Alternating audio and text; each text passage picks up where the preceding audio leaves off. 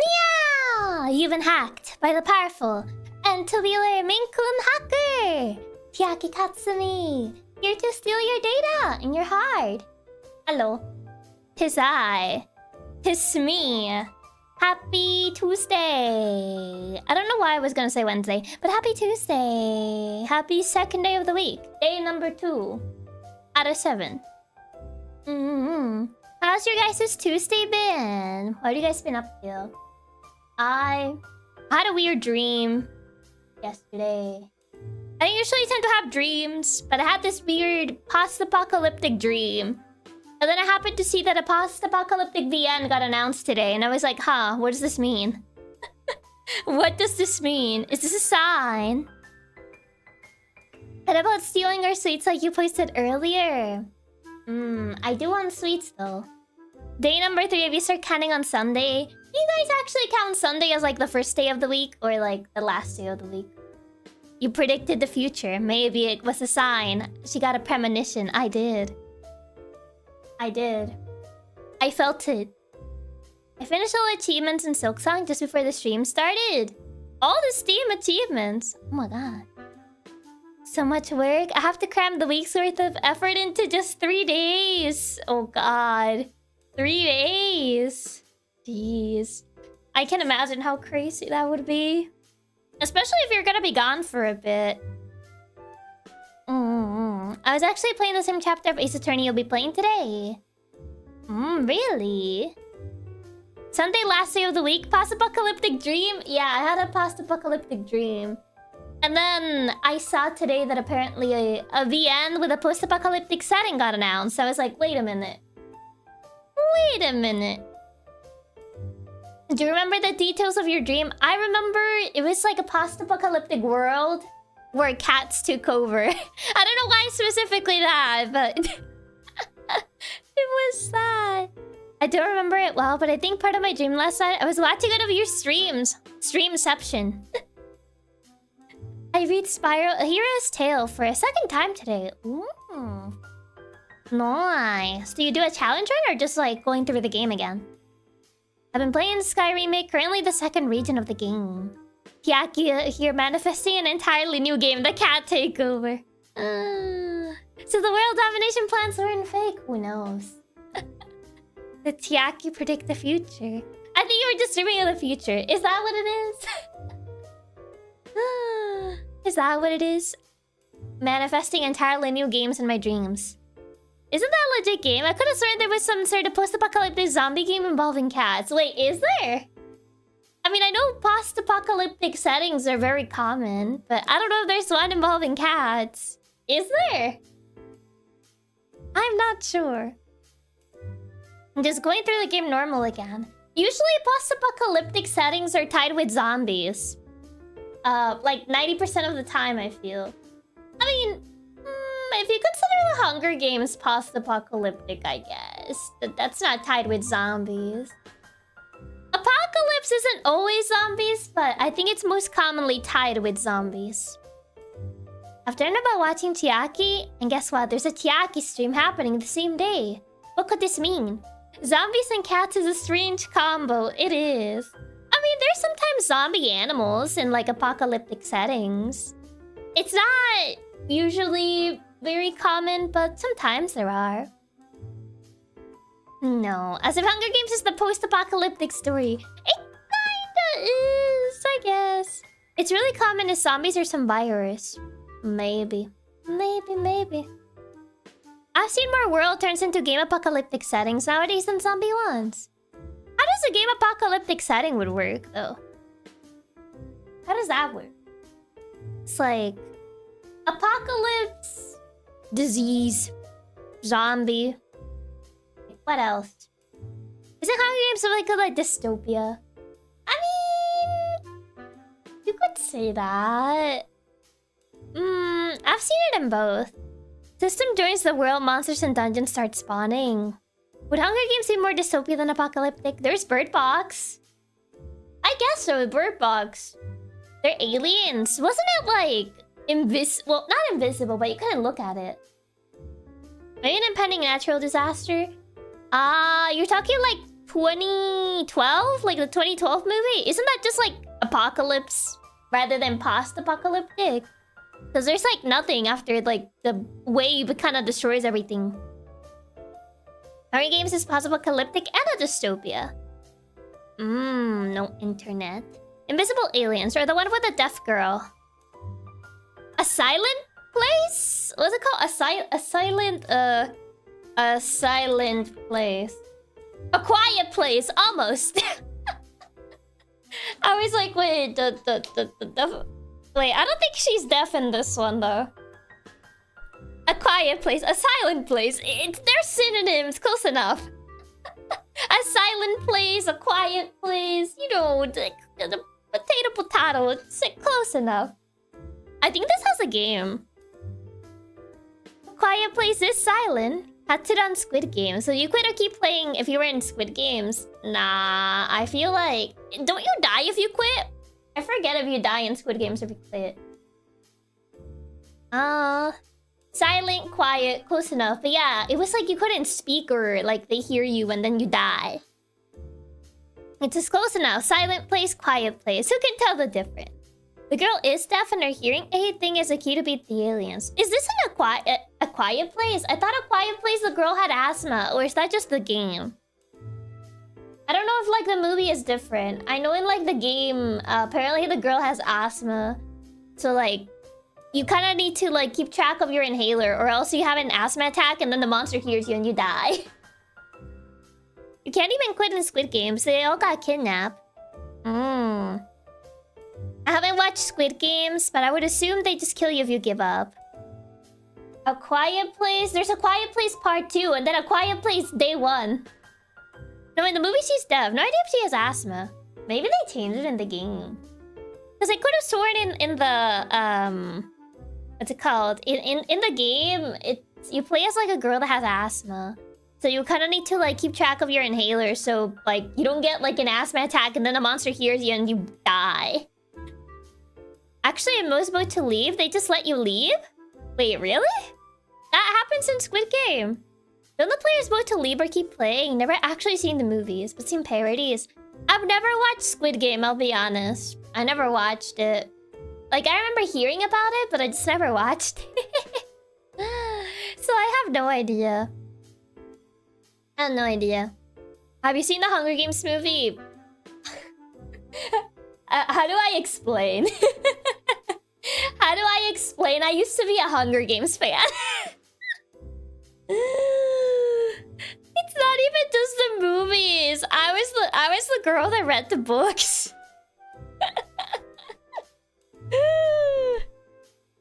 I remember everyone getting so hyped about it, and all I could think is, oh, it's evil PlayStation buttons. They kinda do look like it.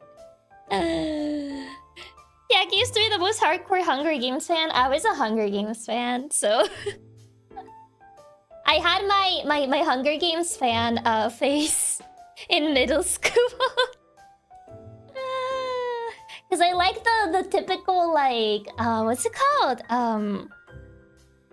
It was called like young adult like fiction novels. I remember they had a phase where I really like those types of novels. So I had a Hunger Games girl face.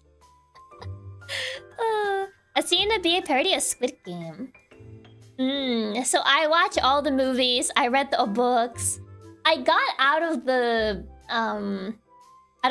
I guess I lost interest before the Snow book came to me.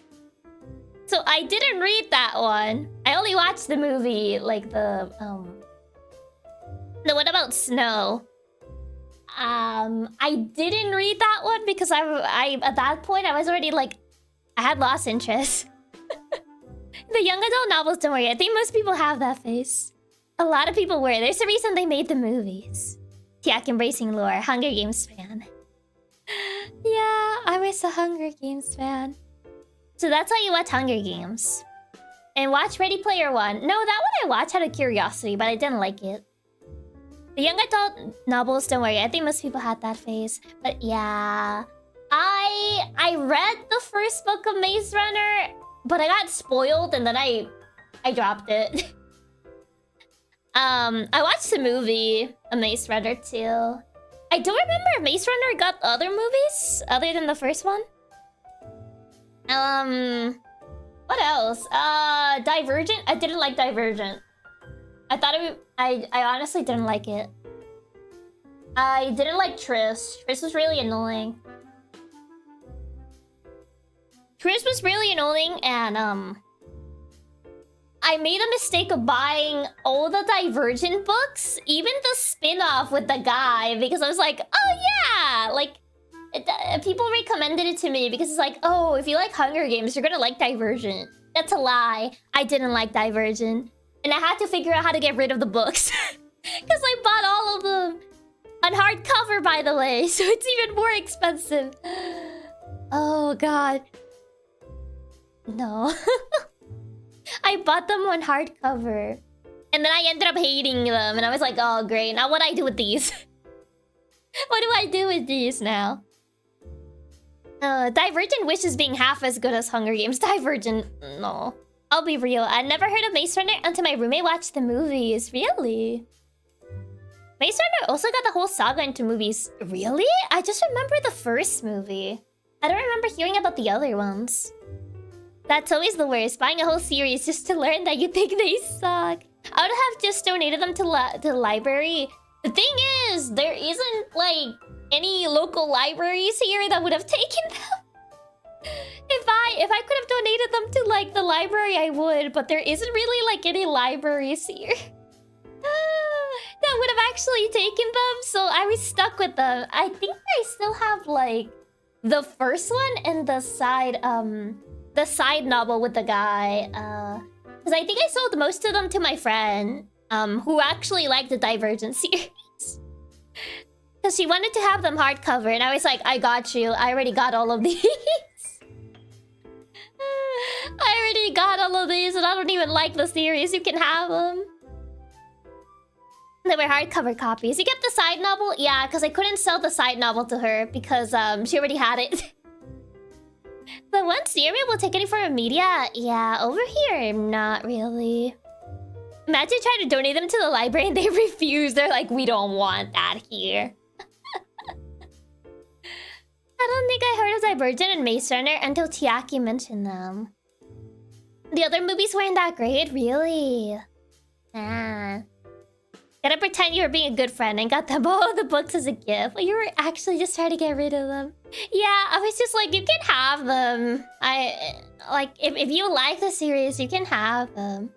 I think I tried reading... what was it called? Oh, God. I think this got a Netflix series at one point. Shadowhunters? Shadowhunters. Where's that? Oh, the Mortal Instruments. That's the actual name. Shadowhunters is the name of the series in Netflix. Yeah, I read the first book of the Mortal Instruments as a recommendation of my friend. I don't think I got through the rest of them. I didn't get through the rest of them. I don't know what it was about Mortal Instruments. I just didn't read the rest. I read through the first one because my friend was really into the Mortal Instruments books. And I was like, okay, I'll read it. I was like, sure, I guess I'll read it. I read it because of her, honestly. Mortal Instruments is decent, but you can clearly see us more focused on the romance part. Yeah, I think I got through the first book, but I was not interested in reading the rest. Hey, I recognize that one because my roommate watched it too. I never watched the show. I don't know if the show is better. It has 3 seasons, apparently. But yeah, Mortal Instruments was it was what else was like young adult fiction that was popular? John Green, I think. The show is never better, you think? There was like the John Green books, like The Fault in Your Stars and Our Stars or Your Stars. I forget the exact title. I think I still own that one actually. The Fault in Our Stars or Your Stars or My Stars or Whoever's Stars. John Green, yeah. I read that one. I think it's the only John Green book I read. I heard of John Green books. Never gave them a read though. They're romance. If you don't like romance, you're not gonna like them. Our Stars. I think Paper Cities. Paper Cities is another one. I didn't read Paper Cities, but I remember hearing about it. I'm looking at the poster for Shadowhunters. It's the most young adult fiction looking cover I've ever seen. It is. It very much is. I feel a lot of these, I read them because my friend... because I think the only one I read out of like my own volition, like I was like, okay, I'll read it because I'm interested, was Hunger Games. And then after that, my friend was like, oh my god, Chiaki, you should read this. And I read it because she told me to. I feel like a lot of these were like, I read them because she essentially told me to. And she was my friend in middle school, so I was like, sure, I'll read it.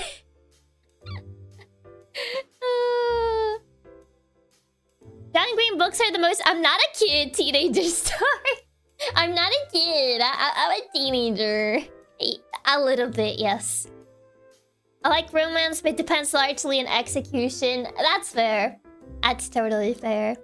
Execution is important. It very much is. I think, yeah, those were all because of her. Chiaki really having all these books she doesn't actually enjoy pushed onto her because of her friend. She was like, oh, Chiaki, you probably like this. And then I read it and then I don't like it. I feel like I just have very particular tastes. I have very specific tastes. I think John Green was very like romance-oriented type of stories. I think Paper Cities is also romance. I don't know. I think he actually makes like video... Did he make like videos explaining topics online? I could have sworn John Green makes YouTube videos. Or at least I remember like in class, a teacher put like this video. And then like, it was John Green explaining like, I forget which topic he was explaining. But then my friend was like, oh my god, that's John Green. And I was like, wait, that's him? I could have sworn he makes YouTube videos about like explaining topics because he's like a teacher or something. I don't know if he still is a teacher. I think he was explaining history? I don't remember. But I remember my friend was like freaking out. She was like, oh my god, it's John Green. I was like, wait, that's John Green. He makes YouTube videos he used to do. John Green. Is his YouTube channel still here? I don't think I can find it. Oh, John Green. Sama's live with football. Is this actually John Green? He has 500k subscribers. I think this is the real guy. Yeah, he has his book on his YouTube banner. John Green's a real dude. Yeah, he also has a YouTube channel. John and Hank Green are both science divulgers. I'm looking to see if I can... I probably can't even find the video. No, he deleted most of his videos. The video is lost to time. He deleted his videos where he explains topics. This is so over. Playing Tetris. John Green streaming Tetris. John Green VTuber. No, he was not a VTuber. I think they have a channel named The Green Brothers. Does he not do videos on his main channel anymore? He has a different channel called Vlog Brothers. Might be that one. This is just called John Green. John's channel. I had no clue who John Green was until I looked at Wikipedia. I have absolutely seen some of his YouTube videos before. Yeah, like I remember I saw one of his videos for class before. And that's how I found out how John Green looks like. Because I never really knew that he made YouTube videos. So I was like, wait, he makes YouTube videos? I need to find his actual channel. I don't think this one is the actual channel.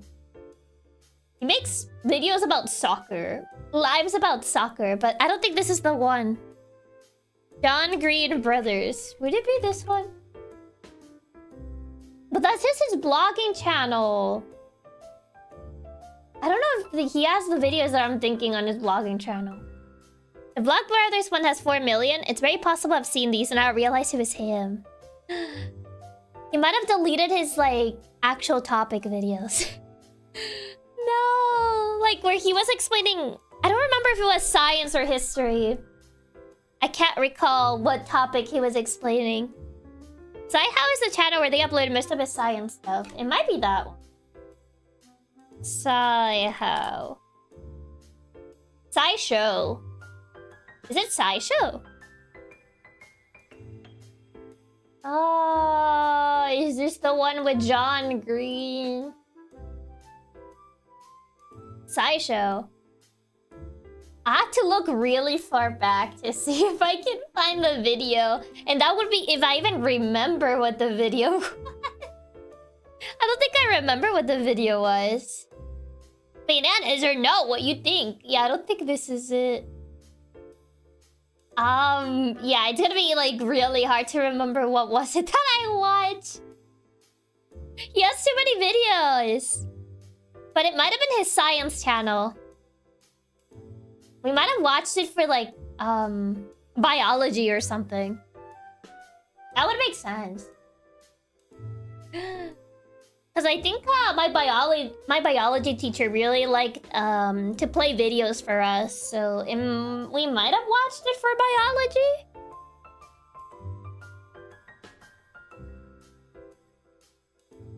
Because I wouldn't doubt it. I looked up John Green History Channel. I came up with a change called Crash Course. Hank is the one that is most chronically online, posting lots of TikToks.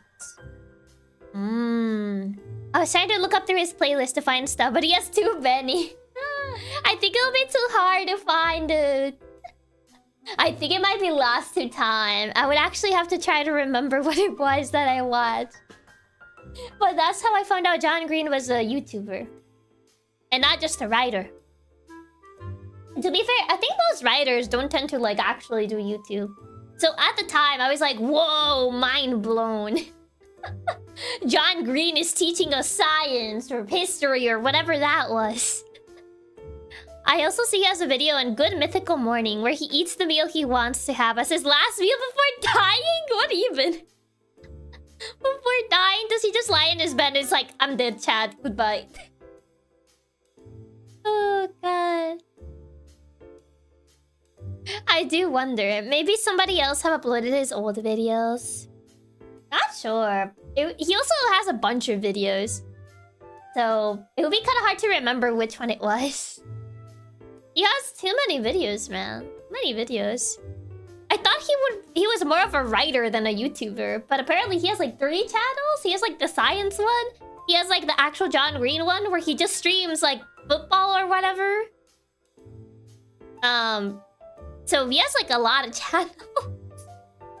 Chad, am I cook as he eats the last bite of his meal and flatlines? No. John Green. He has like 7 channels. How does this man find time to write? Does he still even write? John Green. What was his last book? American author and YouTuber. Oh, it's even on Google. It says John Green. He's an American author and a YouTuber. Oh my god, it's official. The last book. I see his last book is 2021. The Anthro... Oh god, how do you even say this? The Anthro... Oh... I don't know how you say this title. The Anthropocene Reviewed Essays on a Human-Centered Planet. The what now? Can he, like, use another word that is not the anthro... How do you say this? Google. Translate. And... I have no idea how you say this word. I've never seen this word before. Anthropocene, apparently. Ah, yes. The Anthropocene Reviewed. Essays on a Human-Centered Planet. Anthropocene. What does that even mean? What is Anthropocene? Anthropocene meaning. Anthropocene. Which is... A proposed new geological epoch characterized by the significant and dominant impact of human activities on Earth's geology, climate, and ecosystems. I guess a geological epoch. Is that English? Apparently. Apparently, it's a term used to refer to the period of time during which humanity has become a planetary force of change. Okay, that's the simpler definition. So... It's a period of time in which humans essentially became a force of change on the planet. So this is he's not even writing like stories anymore. He's just writing essays. His last book wasn't even like a novel. It was an essay. Wait, no. Yep, it's just like more essays. I guess he just writes essays in the form of a book. Ah, yes, I recognize some of those words. Is this English? So it's basically just when humans existed and did things. Yes, essentially. But he wanted to sound, you know, fancy and add lots of big words. Yeah, his last books were just essays. Maybe he ran out of ideas for teen romance. Or I guess maybe teen romance doesn't sell anymore. Wait, no. Everything is Tuberculosis was his last book. Everything is tuberculosis. Everything leads to tuberculosis. Everything is tuberculosis, the history and persistence of our deadliest infection. Curable disease usually brought on by bacteria. Blah, blah, blah, blah. We appreciate flamboyant words. Yeah, I think he just writes essays nowadays. I guess teen fiction doesn't sell anymore. Big words make my head sad. He lost all the teen romance whimsy. Now it's morbid tuberculosis writing. I'm sorry, I guess tuberculosis sells more than teen romance. I suppose. I guess people want to read about tuberculosis more than teen romance. So I guess that's what he writes nowadays. About humans making impact on the planet and tuberculosis. Teens no longer read. It's all about TikTok these days. True. Unironically, yeah. Oh, big word. So he really wanted to sound like your typical teacher. He lost all the teen romance whimsy. Maybe he could write his next bestseller, a teenage romance book about tuberculosis. Oh, God. I think in general it's just because, yeah, teenagers don't read. Or it would be like, ChatGPT, please give me the summary of the book, because I don't want to read it. Give me the TLDR. He just needs to make a book and have someone read it out on TikToks. Oh, God. They would just ask ChatGPT to give them the TLDR. Already spoiled the ending. Don't want to, like, read all that. Don't want to read all that. So, I guess so. Man. I guess being a writer must be harder nowadays, no? God, I hate how right you're about the ChatGPT. Oh, does that mean that being a writer is just like... I guess being like a fiction writer, right? Because if you write like essays, like scientific essays and whatnot, yeah, you're appealing to a different market. But I guess being a fiction writer is just not viable anymore because people don't read. People don't read. Is that how it is? Teenagers really don't read. I observed that when I was still at school. It was more like everyone was forced to read. Oh, so hi Douglas. Welcome. Being a writer must suck these days. No one really reads so much these days. Yeah, I feel like it's probably just harder. Being a writer is harder, but someone like John Green shouldn't have a problem due to the fame he already has. I mean, apparently even he seems to be like struggling to like sell like fiction these days. Considering he went on to make essays about humans changing the planet and tuberculosis. Everything's tuberculosis. God, what's that? I'm trying to see. Hunger Games author Susan Collins. Does she still write? Or is she just making money from Hunger Games? Like legacy. Susan Collins. What was the last thing she wrote? Sunrise on the Reaping. Oh my god, it's still Hunger Games. It's still Hunger Games. Sunrise on the Reaping. It's still Hunger Games. The cover literally looks like Hunger Games. Oh my god. Those books are written as a hobby. His main job isn't writing. His last fiction book was in 2017, which makes sense considering that was right before the time everyone stopped reading. Wait, she's still making Hunger Games stuff? Apparently. She wrote this thing called Sunrise on the Reaping, and the cover looks like Hunger Games. Sunrise on the Reaping. Prequel novel to the original Hunger Games. Oh my god, she's still making Hunger Games. Hunger Games in 2025? More likely than you think. A dystopian novel. A second prequel novel. Wait. Can you have 2 prequels? At that point, wouldn't you have to call it something else? To be fair, J.K. Rowling is still living out of from Harry Potter. I guess so, yeah. Hunger Games in the big 2025. Yeah. It says, second prequel to the original Hunger Games trilogy follows The Ballad of Songbirds and Snakes. Yeah, so I'm assuming this is... Oh, this is about Haymitch. You know, we already had the one about Snow, so we need to have the one about Haymitch now. I guess they really are just going down the line like that, huh?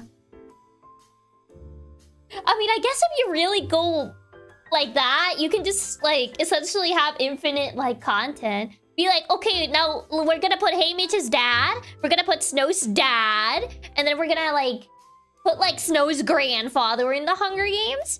Like, at that point, you could just write entire family lines that were in the Hunger Games. Now Katniss's mom in the Hunger Games.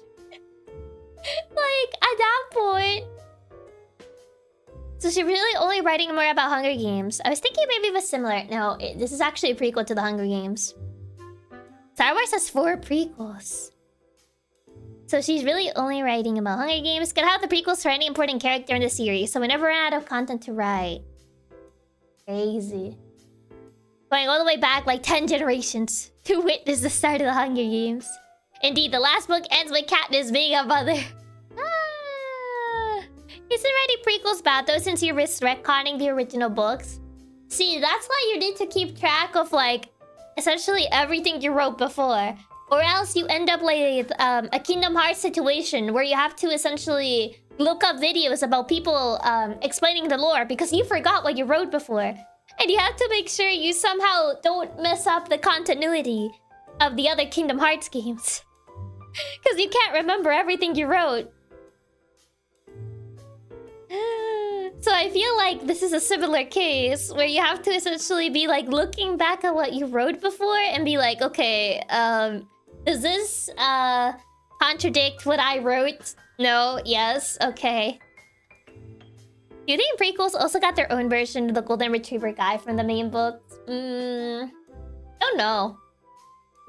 Not sure. I don't know if they copy archetypes per se, rather than just like go further back in the setting to kind of like extend the world building in a way. I don't know. To be fair, even Oda has stated before that his most important resource for One Piece is the fan wiki. Sometimes you kind of just rely on the fan wiki. But what if the fan wiki is wrong? I was looking at the fan wiki for Pokepark yesterday after stream because I was like, I don't remember where to like recruit some of these. And then I found out that it was wrong. It was wrong about 2 Pokemon. So I had to look up somewhere else because the fan wiki was incorrect. So what do you do then if the fan wiki's wrong? The Snowbook doesn't have any Golden Retriever guy. I'm pretty sure Kingdom Hearts just wings it and doesn't care if they retcon something.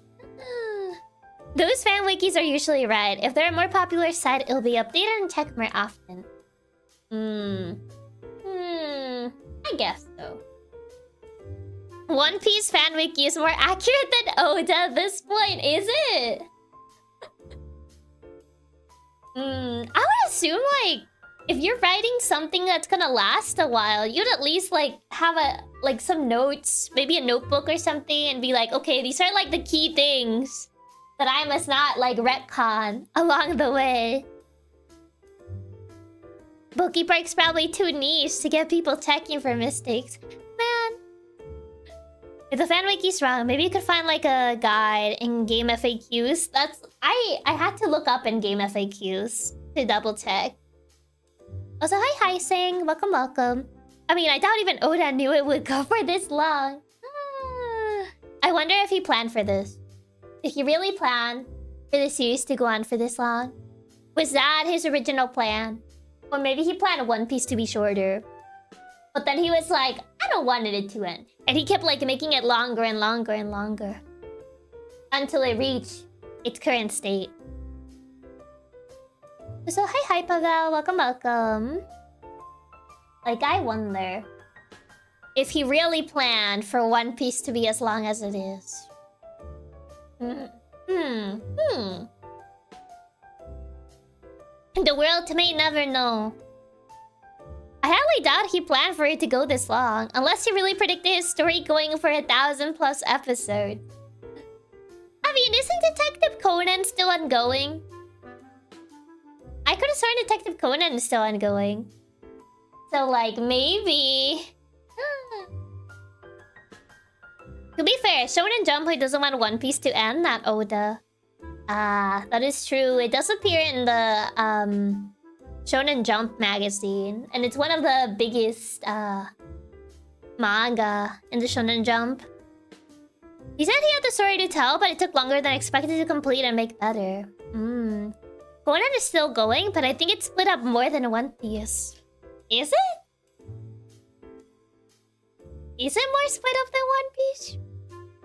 Detective Conan is ongoing, but has been like 15 years of only padding to the story, with the same subplots and the main story advancing in snail pace.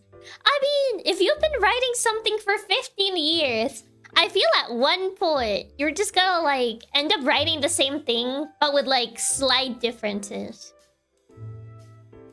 You think they will run out of ideas for Detective Conan? You would think, yeah. It's kind of like how people say that The Simpsons have become worse. Like, as they have gone on, because they just don't know how to end the show. Pretty sure even Pokemon is way longer than One Piece if you combine all the seasons.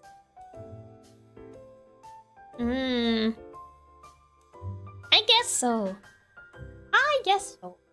I mean, there's a lot of Pokemon gens and seasons and OVAs and like movies, and I guess it could be longer than One Piece. I think the author of Detective Conan is just so done with his own series. He made a spin-off which is only a parody, which makes fun of all the issues. Is it? Interesting. I don't know. It makes me wonder for like authors or like group of writers that write a series that goes on for too long.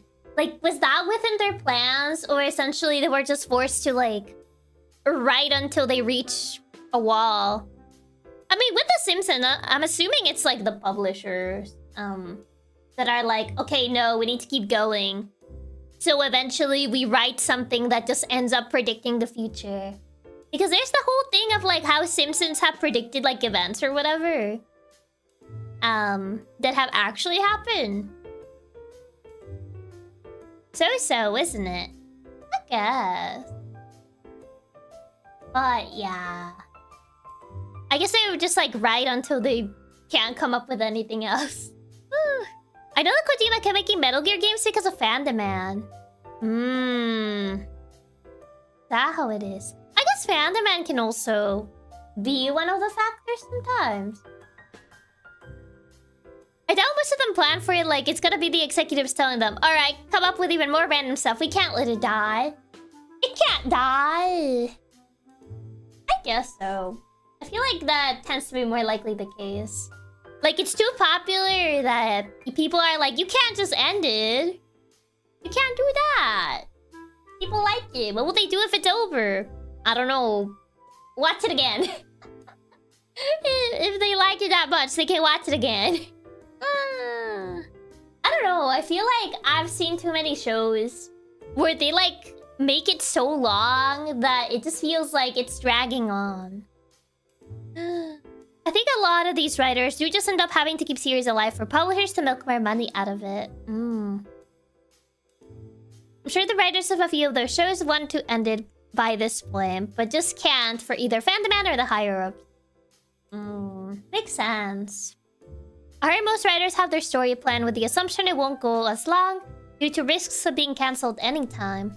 Except for guys like Hunter x Hunter, because his previous work was cut short. I mean, isn't that because the guy doesn't want to, like, write it?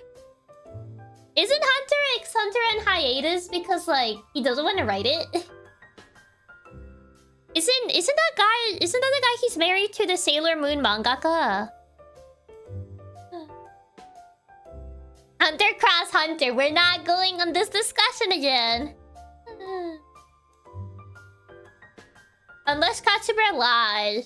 Because we actually talked about this on Sunday when we went to get ice cream. I don't know how the topic came up of like Hunter x Hunter or Hunter x Hunter or Hunter cross Hunter or whatever. And he kind of said like, oh yeah, he's married to the Sailor Moon mangaka. And I was like, wait, really? No, it's because the mangaka has really poor health, like really bad. It's for health issues rather than not wanting to write it, if I recall. Oh, I see. Because I've heard that apparently, like, if you don't write for a while, they can just cancel the series?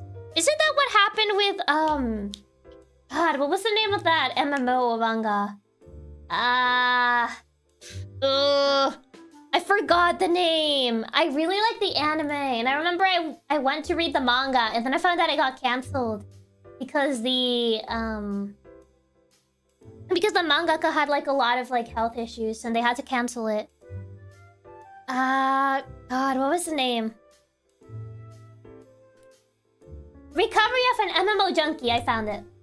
Okay. Yeah, because, I remember this one, the manga got cut short, because, the mangaka had, like, a lot of health issues, and they couldn't, like, continue writing it anymore. MMO need recovery or something, yeah. It depends on the author and publisher. I know the Lock Horizon was put on hiatus for a while because the writer was arrested for tax evasion. Oh my god. Not the tax evasion. He said Wixauce and said, actually it's Wicross. Wixauce sounds better than Wicross. Wicross sounds like a Wii Fit sort of game. I prefer Wixauce over Wicross. Sounds like a racing game. Log Horizon. Hunter x Hunter mangaka can't release it properly anymore and has lots of pains when drawing. Yeah, that would make it harder to make the rest of the chapters. They'll cut some of them short if it's not doing well enough to keep it going to begin with. Wasn't the Apothecary Diaries writer also arrested for tax evasion? What's with everyone getting arrested for tax evasion? Was the Apothecary Diaries writer also arrested for tax evasion? What's with people and getting arrested for tax evasion? Oh my god. Database is living in the database. These writers need to learn to write their taxes down. To be fair, paying taxes. My goodness. Jeez. Taxes. Writers don't like paying taxes, I guess. I'm sure the Apothecary Diaries mangaka was, but not the author itself. Do they have like a person that does the art and one for the writing? I know some manga have that. They got the Mega Man guy. They got the Sonic guy. Now this Yuji Naka. Oh no. I think she got off because it was determined that she just forgot. Your Honor, I forgot. Actually, it was the artist, not the writer. You don't speak about the Sonic guy if we don't talk about Yuji Naka. He's quite the case. Quite the situation with that man. Oh, Mega Man guy, Casey Inafune. Con Man, what did they call it? Con Man. Your Honor, I pledge it was a little bit silly and forgot.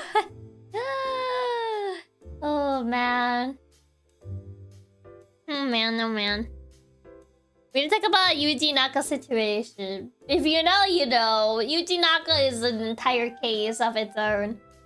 I'm pretty sure if you do a little bit of research, you can find out about the entire Yuji Naka situation. It's not that hard to find out. Not that hard. I'm pretty sure if you do a simple Google search, you'll find it. But alas, it'd be what it be. Where is it? My Switch has gone on sleep mode. No, system update? No. I don't want a system update. No system update for me. Why does my Switch want to update now? They call him Conman because something about a Kickstarter he didn't deliver. Is this about Mighty Number 9? Is it related to that? And the weird commercial that they had? The Switch would never be allowed to update. This is so sad. It updated like not too long ago though. At least from what I remember. I'm pretty sure we'll delay the system update for a couple streams. Nah. Update your system. What's gonna happen if I don't? My Switch is gonna blow up? Actually, I think you can actually brick your Switch if you don't update for a while. So maybe I should. I think it is actually possible to brick your Switch. If like you stack a bunch of like non-updates. Okay, fine. I'll actually update it. Mighty Number 9 Kickstarter still has unaccomplished goals that were met fun enough. Oh, man. So still has, like, goals that were never completed. Yeah, your Switch will explode. It can break your Switch. Apparently, you can get it bricked that way. I know Katsubro got his bricked by something like that. Okay, I updated it. But it's restarting. So now I gotta wait. Man. Okay, the restart is done. I don't know what the update even was, though.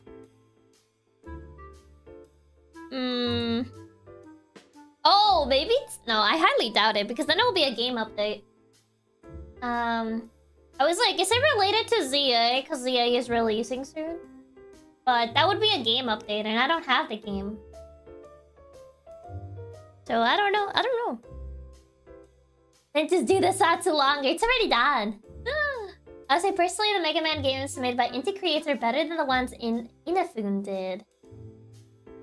The man Keiji Inafune literally killed his whole career after the fiasco with the Mighty Number 9 Kickstarter, to the point you don't hear his name anymore. Jeez, it was that bad, huh? They do release system updates when some games come out. I mean, I know it releases in 2 days, so maybe? Maybe. Let me see. He tried to make non-Mega Man Legends called Red Ash. It got cancelled. Jeez. Bad luck, huh? Okay, I think I fixed the audio. So it should be... Let me see. Hold on. It's loading. Will you hear? How is audio? Is it too loud? Too low? I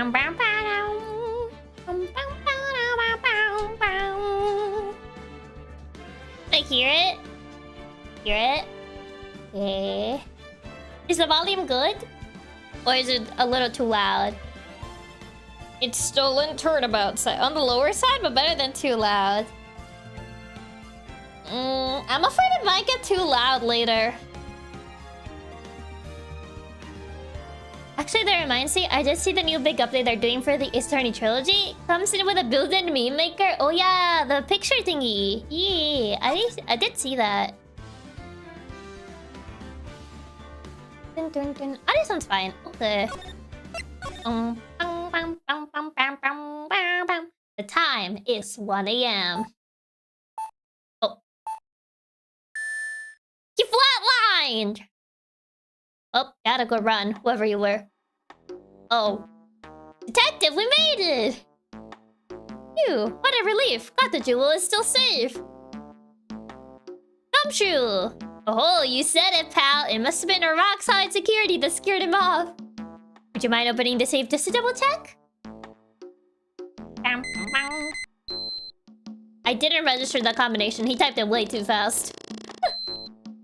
What did he have as his last meal? He didn't say. That's a lot of locks for a safe, though. Just for a business card? We've been had! Oh, they stole it! Mask demask. Salutations. Oh, fun, guards! Turn on the searchlights! Oh, they got had! Better luck next time, gentlemen. Womp womp. So much for all the locks they had. Oh no, it's stolen by a phantom thief. We shall meet again when the next moon is full. Hey, we're full. Bamboozled even, you could say. Aha! Ha ha ha ha ha! Hee hee ho. Another flying case? Oh no, not another one. Not another one. Hey,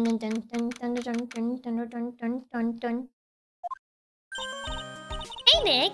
Ah, I don't know what it is with this theme. It's like really nostalgic.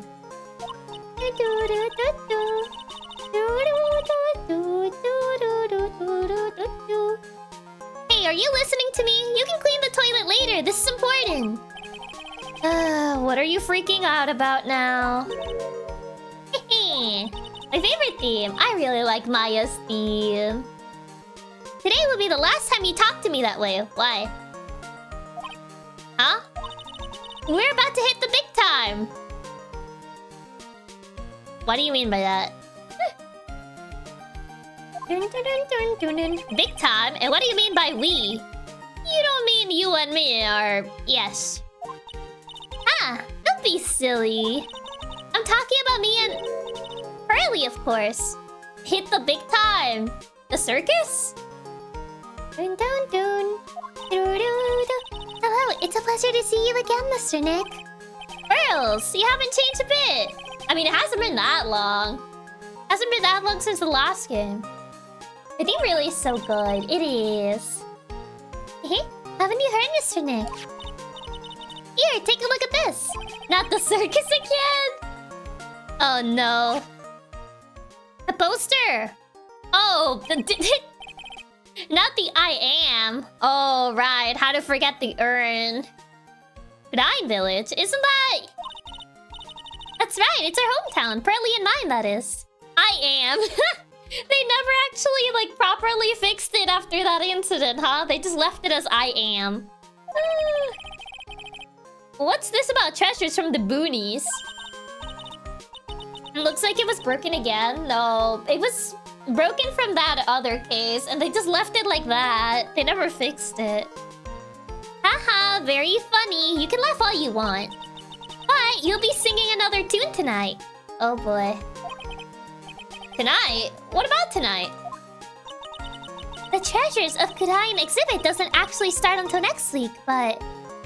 They never properly repaired it. No, they didn't bother. They're like, you know, people would think it's more interesting this way. Oh, God. The promoter sent us some special VIP entry passes. That's why I dressed up extra special today. Oh, what do you think, Nick? You're wearing the same outfit. What do you mean? Same Maya. Different day. Alright, that's how Pearl spelled it when she broke it. Yup. This young lady here is Maya Fey. The younger sister of Mia Fey, my friend and mentor.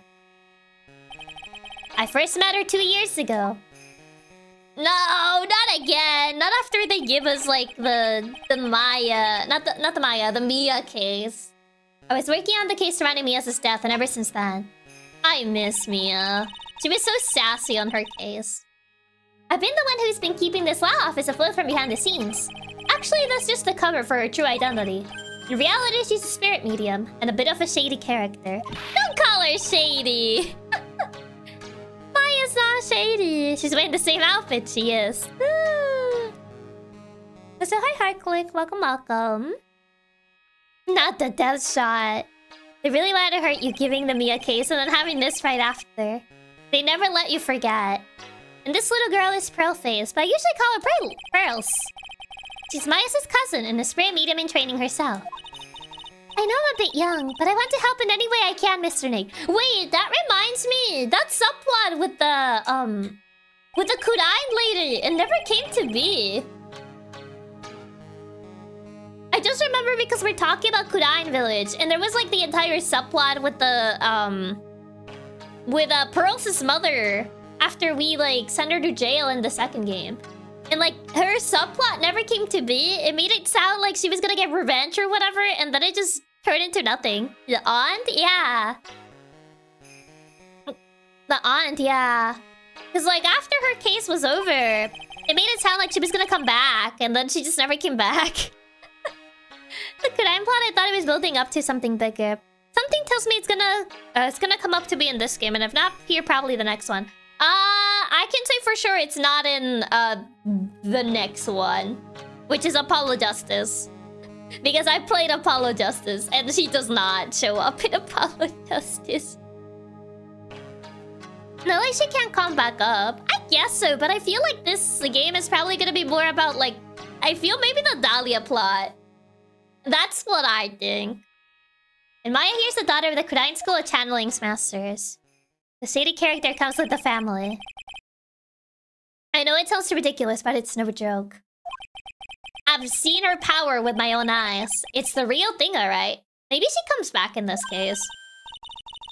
Right, to Nick, how long are you going to make two gorgeous women like us wait? Yes, Mr. Nick. I can't wait any longer. I want to see the exhibit. But yeah, maybe she comes up again in this. Which game was it that Aki hasn't played of Ace Attorney? I thought it was the first Apollo Justice game. It's a trilogy. The trilogy is the one that I haven't played. The crossover with Professor Layton, I also haven't played. And the second Investigations game. Well, I've streamed 2 of the trilogy games, so I guess it's only this game now from the trilogy. Looks like I don't get a choice here. Might as well head on out. Bang, bang, bang. It's pretty weird they didn't do anything with the aunt in the last one, but I guess technically it is possible for it to be with this case. It's about the village, maybe. Maybe she comes back in here. Yeah, I played the entire Apollo Justice trilogy already. The Layton one is stuck in 3DS limbo. It is, yeah. It is Lordly Taylor, the city's fanciest and most expensive department store. And I mean, at the time, Investigations 2 was not even translated. Now it is, because they made the Miles Edgeworth duology. Yeah, I haven't played Investigations 2. Luckily, she owns the Layton one, and it has a 3DS I can stream it. This is true. Treasure exhibit, huh? I have to admit, I'm pretty impressed. Treasures of Kudain. Wow, this is awesome. I keep looking at the side because I thought that was a crack on the wall. I mean, there's always a possibility it could be Capcom Expert Remaster. That would involve level 5 because of the Professor Layton IP. So, good luck with that.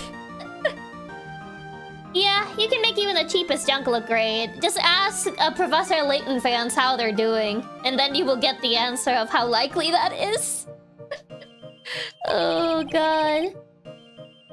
It all depends on how you display it. Oh, they even have the dusty old hanging scroll that was in the Fae Mother storeroom. Oh yeah, I remember scribbling on it when I was a little girl. On a family heirloom? Maya, ... Level 5 is making a Layton game right now, if I recall, so it's possible it happens. I mean, hasn't that game not gotten a release date yet? What? Were we on the old town of the Fae family? No, we were gonna go to an exhibit about the Fae family stuff. I mean, like how the next Layton game got even further delayed? Exactly. How level 5 keeps delaying things.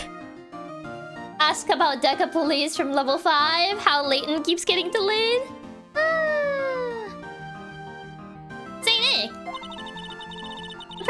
of this exhibition is waiting for us in the basement warehouse.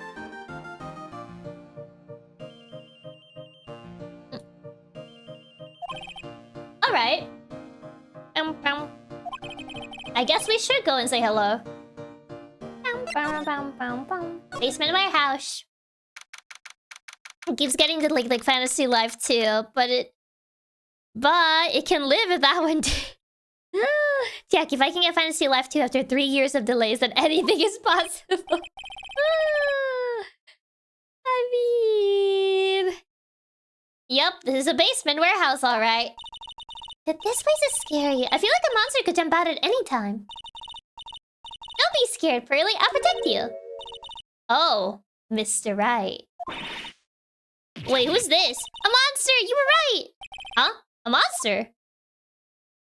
Oh, wait, it's you! Adrian Andrews. Didn't expect to see you so soon again. Good evening. It's good to see you again. You! I know you! Didn't expect to see you back so soon. Nice to see you two again too, little miss. Ah! Hello. The gnome woman gnome! Is she a friend of yours, Nick? And how do you know her, Pearly? I was not expecting to see Adrian this soon. I was not expecting to see her this soon either. Nice to meet you. I'm Adrian Andrews. I mean, I know. She looks a lot more relaxed. I can imagine. After the case was over. Because she's so short. Oh god, we're not entering this argument again. I'm in charge of the promotion and planning for this treasure exhibit. I guess you didn't stay in the entertainment industry, huh? I'm also responsible for the security arrangements. He's looking good. Happy. For once, yeah. She looks even closer to Sears with Samus with those clothes. Oh, nice to meet you. Adrian sure has changed since we last met. She actually smiles now. So, this is the warehouse. The really valuable exhibit items are still stored away in here. Hi, Adrian. Adrian Andrews. Oh, so hi, Warren. Welcome, welcome. It really has been a long time, hasn't it, Mr. Right? Nick, what's going on? Who is this woman? Right, you spent, like, the entire case kidnapped, so you wouldn't know who she is. Why are you freaking out on me? What? The industry costs are no end of grief, so that's not a surprise. Yeah, that is true. I just thought it would be more dramatic if I got all worked up, that's all. Mystic Maya, you shouldn't let him off the hook so easily. Or right, she was a hostage. Yeah, she was not present. Please, Maya, don't say anything that'll needle Pearls further. She just thought it was funny to act jealous, huh? Mr. Right was there for me when I really needed help. Right, like when Edgeworth said that. Yeah, I remember that. It was something that happened 7 months ago. Oh, it's only been 7 months since that case. You remember, don't you? The Nickel Samurai case. Oh, how to forget. Not really. I was stuck in a dark wine cellar. Did that escape your memory, Nick? Yeah, how is she gonna know what happened? She was not even there. She only wanted to act like she was in a telenovela, you know, for the funny.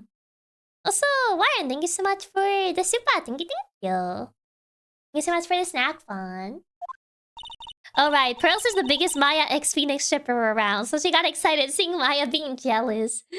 Yeah. After that, I quit being a manager and started this job. Honestly, for the better, after what she went through. Wow, that's tough. I'm sorry, Miss Andrews. If it wasn't for us...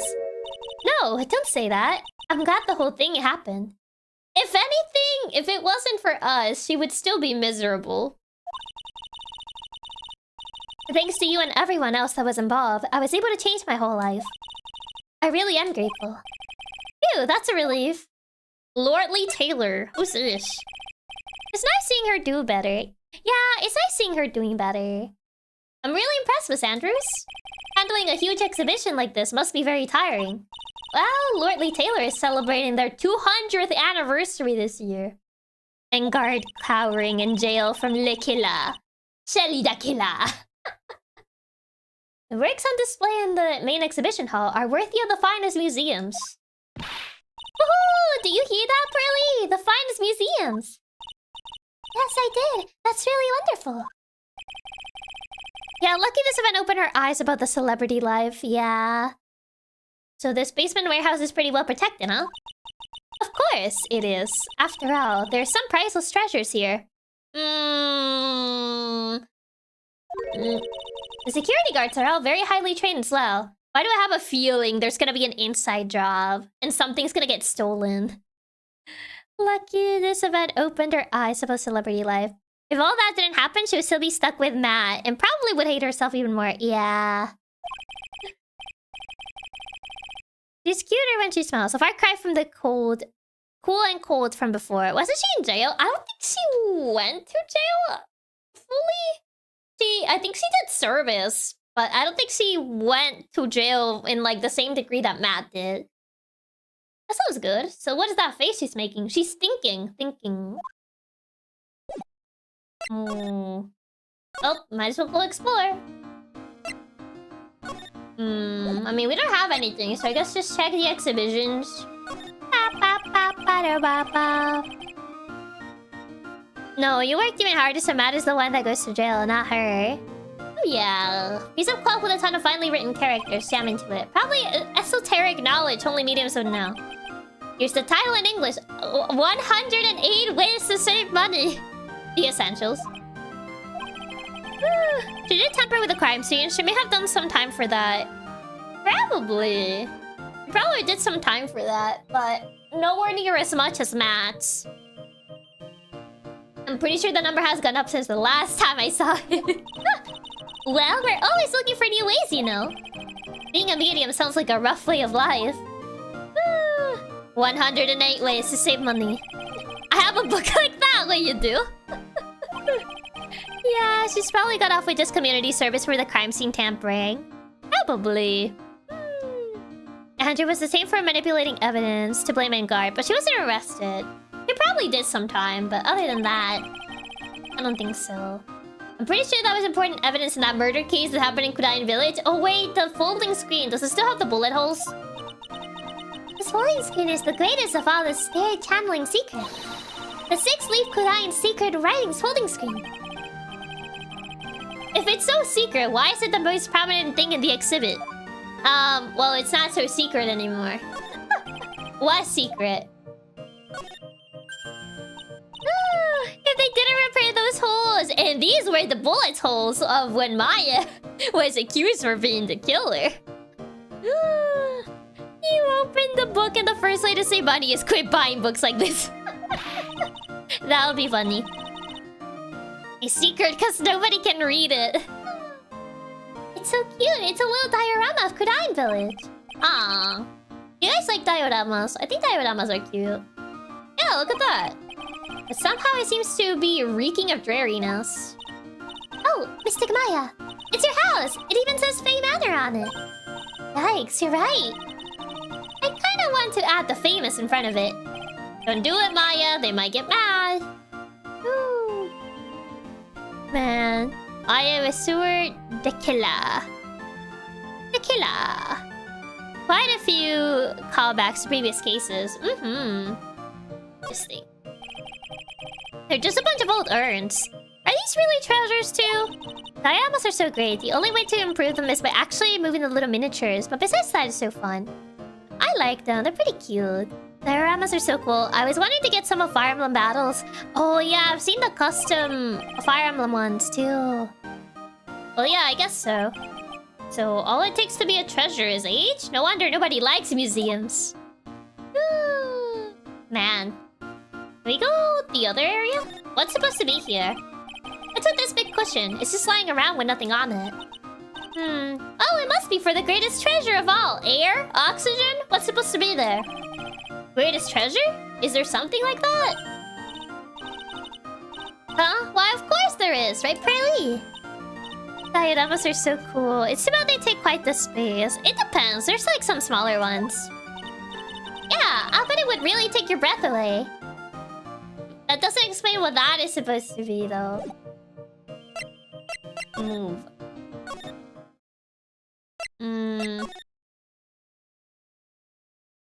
What is this camera? It's a security camera. It's trained on the warehouse door. It's set up to take a picture of anyone that enters or exits the door. An ounce of prevention is worth a pound of cure, they say. Oh, hey, this. Mystic Nyaa, take a look next to the door. Yeah, dioramas make you want to act like a kaiju. Just want to destroy them. Custom FE ones are so cool since they use GBA-style sprites. I see. Oh yeah, Chiaki, have you seen the really cool Fire Emblem ones? Yeah, I've seen them around. Look really neat. Yeah, that's the statue of the woman who invented the Kurain channeling technique, Amife. The statue is on loan from one of the training halls of the Fey branch family. Yeah, when you can actually play with the dioramas is the best. I've never seen the ones you can actually play with. They're usually more like decoration. Statue of the founder of the Kurain channeling techniques. What's that creepy looking thing she's holding? Don't ask me. How should I know? What do you mean you don't know? Well, you are the future master, right? Maybe so, but this is the first time I've ever seen this statue. She doesn't even know. That thing is the Kurain Shito. It's a ceremonial sword. It's not a real weapon, so the blade isn't sharp. Aw, Booey, I wanted to cut something. What are you eyeing me for? Wasn't that the sword from Okami? It kind of looks like it. Oh look, it's already 8. Have you all eaten yet? Well, actually... I've already made a reservation at the restaurant on the 12th floor. Why don't we all dine together? Dinner! Dinner. I'll have the kids' lunch. Up late, huh? Totally won't come up later. Totally not. Isn't that an Okami sword? I think there was one that looked like this in Okami. Why don't you go for it and really eat your fill with a kids' dinner? Okay, in that case, one kids' dinner for me. Shall we head upstairs then? Dinner! After that pleasant evening, all that remained was to wait for the exhibition's opening. Dinner.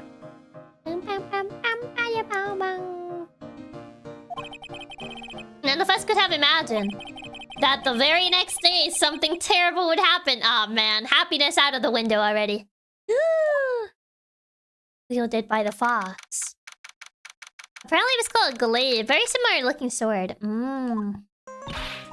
We don't even get to actually see the dining area. This is so sad. Nick, this is terrible. What the? You're cleaning the toilet again? I never knew you were such a toilet freak. Give me a break, would you? My brain just hit the snooze button for the 5th time. Okay, I found out the Okami was a 7th strike. It looks exactly like it, but it was red. Oh. I see. Happy family time, short-lived. Yep. Short-lived. Also, hi, Ruby. Welcome. We've got an update on the recent treasure heist. Based on clues found at the scene of the crime, authorities have announced that they believe it was work of the renowned phantom thief, Mask Star Damask. Mask the Mask? According to a spokesperson, Lordly Taylor received a threatening letter some days ago. This is the 5th heist by this phantom thief, who only targets rare treasures. Lordly Taylor? Well, Nick, what are you gonna do? I don't know, I'm not a cop. What do you want me to do? Kaito kid. You really should have animated the part where they go eat together. It would have been nice. Don't you dare to go back to scrubbing the toilet. Treasure? Lordly Taylor, you don't think... Yes? Now get up, Nick. It was stolen by Mask the Mask. Yeah, but I'm not a cop. Our most valuable treasure. The Kurain Sacred Urn was stolen. What? Who are you gonna call? Call Gumshoe. Sacred Urn. Refresh my memory a little. What's the Sacred Urn? It's only the most important treasure in Kurain Village, that's all. Look, it's right there on the poster. Oh, the Ami. I am. So it was just a theft, apparently. No one died. The first thing that entered my mind was this dude, and his theme was Kaito Kid. Do you remember what's inside? The urn contains a very important soul. Namely, the soul of Mystic Ami Faye, the founder of the Kurain channeling technique. Oh yeah, he's a lawyer. The urn that says I am thou. Chiaki eating them with not my job. I mean, no one died. It was just a theft. Ah, yes, that's right. Well, hold up. I thought that urn had the name Ami written on it. Oh, have you? Did she forget? Now it says I am. Any idea how that happened, Pearly? Wouldn't she know? Well, Pearl, huh? Well... Gee, there's some things best left unsolved. Wouldn't you say, Mr. Nick? Come on, Pearl, gotta fess up. No kills in my attorney game. That's right. 1 year ago, there was a murder in Kurain Village, Mayas' hometown. The sacred urn. It turned out to be an important clue in that case. But no one is dead, so why are we don't have to do anything. She doesn't know Pearl broke the urn during the channeling. She doesn't know. Okay, the toilet is shinier than the judge's head, so let's see what's next. What's wrong with you, Nick? What do you mean? What do you mean? What? Sir Nick? Your beloved Mystic Maya's treasure has been stolen. Doesn't that even bother you? But I thought the urn was the village's treasure, so I don't see how...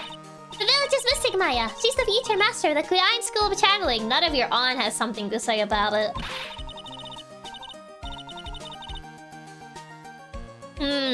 Maya also didn't saw what happened there because she was in jail. True. I thought you want to be a detective, but we're not detectives, we're lawyers. I'm gonna be really surprised someone got murdered by that glaive of all things. How do you stop someone with a sword shaped like that? You don't, you skewer them. Okay, I do. So what am I supposed to do about it? Isn't it obvious? Go and find the bad guy who did this. Yeah!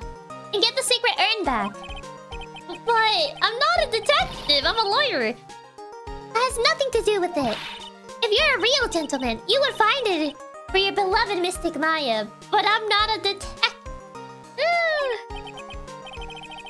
Man, oh man, there's no winning against Pearl's fairy tale image of love. Create the kebab with it. I mean, essentially. I just had impaled him. I'm pretty sure if you use enough force, you can probably do that. There's no winning against Pearl's fairy tale image of love. So what's the name of this bad guy again? Mask the Mask, Nick. Make a note of it. Mask the Mask. Exactly, Chiaki. If you really love Maya, you would do everything in your power to find it. What? He was terrible. I was arrested and everything. Yep, I remember. How to forget. And then I had to meet the creepy doctor in order to solve this. 1 year ago, the murder in Kurain Village. Yup, there's Doctor Guy. Man was killed during one of Maya's spirit channelings. Yup, how to forget he literally did this entire spirit channeling to drag the dead ghost of a nurse and be like, okay, you're gonna confess that this is all your fault, and like, my reputation is gonna be cleared. And this urn wound out being the key piece of evidence that proved her innocence. Mr. Nick? Would you mind not telling Mystic Maya about that? Right, he wanted to threaten a ghost with a gun. He did. He was like, you're gonna confess. And I'm like, yeah, sure. The ghost is already dead. What are you gonna... He brought a gun to threaten a ghost. I was like, sure, buddy. That's gonna do it. You promised, remember? You said you wouldn't tell anyone I broke the urn. Oh yeah, that's right. Now I remember. This urn used to say Ami on it. Until Pearls accidentally broke it into a million pieces. She tried to secretly fix it. Let's just say it didn't work out so well. Sorry, I'm not so good at arts and crafts. Spelling either. Anyway, this is how her gluing project turned out. She put the pieces together wrong, and now instead of Ami, it says I am. Oh, I can't believe no one's noticed this until now. A whole year later. I can't believe it myself. Well, I guess they didn't notice it. It took a whole year.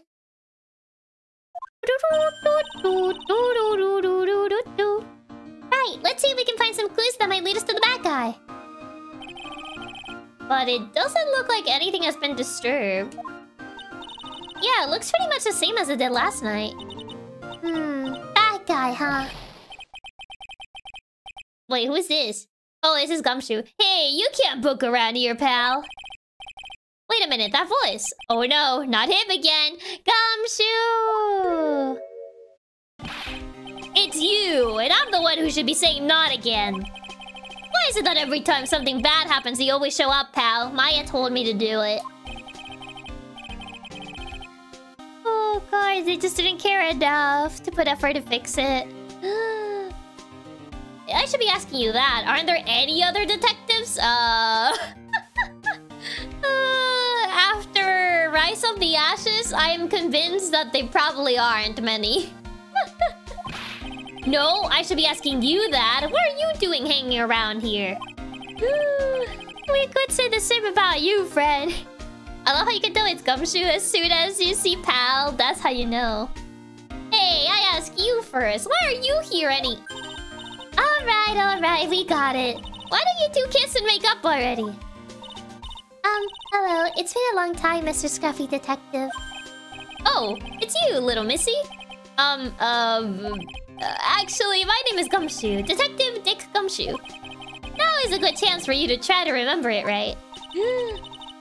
And if it's too long for you, you can just call him Dick. Okay, it's good to see you again, Mr. Detective Dick. Yeah, good to see you again too, I guess. Gumshoe's the only one I can't afford. Yeah, I prefer Gumshoe over having weekends. I mean, yeah, weekends doesn't do much. Huh. What happened? Oh, Mr... No. Can you tell us about what happened? Oh, you're trying to remember my name. Atta girl. It's Gumshoe, okay? Anyway, the thief stole something called the secret urn. I know about that. Oh, the criminal's name is Mask the Mask. I know about that, too. Detective, can't you tell us something other than that? Well... Sorry, he doesn't know any new information. Maya's actually evil, yeah. I guess I sorta kinda owe you guys in a way. The crime occurred last night around 1:30 in the morning. How exactly do you know that? We got an emergency phone call from a guard at the scene of the crime, pal. He said the urn was just stolen. The scene of the crime? You mean here, right? Wrong. That urn was being kept under careful guard in the basement warehouse. Gumshoe lost to a kid. He's just a little guy. Basement warehouse, huh? So who was guarding the basement warehouse? That guy! It's all his fault that the thief got away, pal. Who's that guy? He solves one case and gets a swelled head, thinking that he's an ace detective. Ace detective? Can't believe Purse is insulting Gumshoe. Unbelievable. Hey, Detective Gumshoe, about this Mask the Mask. Is he famous? What? You're joking, right, Nick? Mask the Mask is the hottest thing since sliced bread. Since when sliced bread was the hottest thing. Sometimes he appears as a museum guard. Sometimes he appears as a big brown bear known to surprise unsuspecting victims. But underneath those disguises is the true Mask the Mask. Mr. Ace Detective in this case has gotta be top 10 characters of all time, really. So he's some kind of master of disguise, huh? And he only goes after the finest works of art, pal. Last night was his 5th heist. If Lordly Taylor had only cooperated, I could have caught him this time. Sliced bread is no longer in. What will I do with all my toasters now? I'm sorry. It's no longer in. If it's the hottest thing since sliced bread, guess he wasn't that much of a deal to begin with. What? You knew he was planning on stealing the secret urn? Of course I did. The guy always sends his calling card before he steals something. Calling card? They mentioned that on TV. He has a calling... Oh, right, the little calling card in the Star cutscene. So, why do you call him an ace detective anyway? That's what he calls himself, pal. I didn't make it up. Oh. So, what's he like? Well, like I told you, Mask to Mask has made 5 heists so far, and he's already this popular. In the 4th heist, Mr. Ace Detective managed to get the stolen treasure back. Ace Detective, huh? How? That is impressive. All by himself? I see. Yeah, I gotta admit it, pal. Maybe he really is as good as he says. He got 1 treasure out of 5 that have been stolen. Every time the thief sends one of his calling cards, we send our men on a stakeout. And none of us has ever gotten as much as a glimpse of the guy. But Mr. Ace Detective was able to retrieve the stolen treasure from the thief. Anyway, he's at the scene of the crime right now, looking for clues. Ace Cat Hacker. I'm Ace Cat Hacker. So he's down in the basement warehouse, huh? Calling card. So, what's this calling card? Here it is. But don't show it to anyone. It's top secret, okay, pal? Oh, I like the little face on it. What's this mark on the front? Duality. It's the yin and yang, you know? Oh, it's a Mask to Mask signature emblem, pal. You could say it's his mark. All of his calling cards have got it on them. They didn't mention that in the newsflash. We're withholding that detail from the public for operational reasons. Oh, because you're gonna get copycat people. They're gonna be like, I am Mask to Mask. And they're gonna start, like, copying the logo. Woo! The only way we can tell if a calling card is real or not is by this emblem. Done before a heist, the emblem is top secret. That makes sense. When you get famous, they're always imitators. Yep, essentially what I said, yeah. You're gonna get copycat. Mr. Nick, if you work a little harder, maybe you can have your own copycat someday. I feel Phoenix already has his own, like, imitations. Thanks, I guess. What do you mean? He's plenty famous himself. Man. Yeah, I gotta hide it so that people don't leave the calling card around to make it even more annoying to track down. Yeah. No matter how many times we come here, this place always gives me the chills. It's like imitation crab. Instead, it's imitation phoenix. Imitations. You mean like Naruhodo and Apollo? No, I don't mean it in that way. I mean it in like references of Ace Attorney, especially like things that Phoenix does in other games. Naruhodo and Apollo are not imitations of Phoenix. What's to imitate a thief? Like, I'm the thief, send me to jail. For the clout. That's probably because it's air-conditioned to protect the art pieces, you know? Welcome to my private little banquet of chaos. Huh? What the heck does that mean? Oh, it's... I'm afraid I have very little to offer, but please make yourself at home. Oh... This guy. Who are you anyway? Honestly, yeah, who is this guy? Shh! Silence! Attack the magnifying glass! Oh my god! You can see his veins! Now I see! It's all becoming clear. What do you see? His big eye. The weeb detective. Zavari! The truth has once again been elegantly revealed to me. A lawyer and a spirit medium, neither very advanced at their trade. Oi! What is that supposed to mean? This is terrifying, bro. Needs to get those beady eyes away from me. Am I wrong? Yikes, that's scary. How do you know that? Maya! How, you say? The universal skeptic would say that. How is nothing but a question of why. I am a traveler of both time and space, and a swimmer of dreams. What does a swimmer of dreams even mean? What is he talking about? I can't make heads or tails of it. I have no clue what he's on about. Without further ado, let me fulfill what should be the first duty of any gentleman. And introduce myself. The name is Atme. Look at me. Ace Detective. Oh. His nose is so pointy. Oh, hi.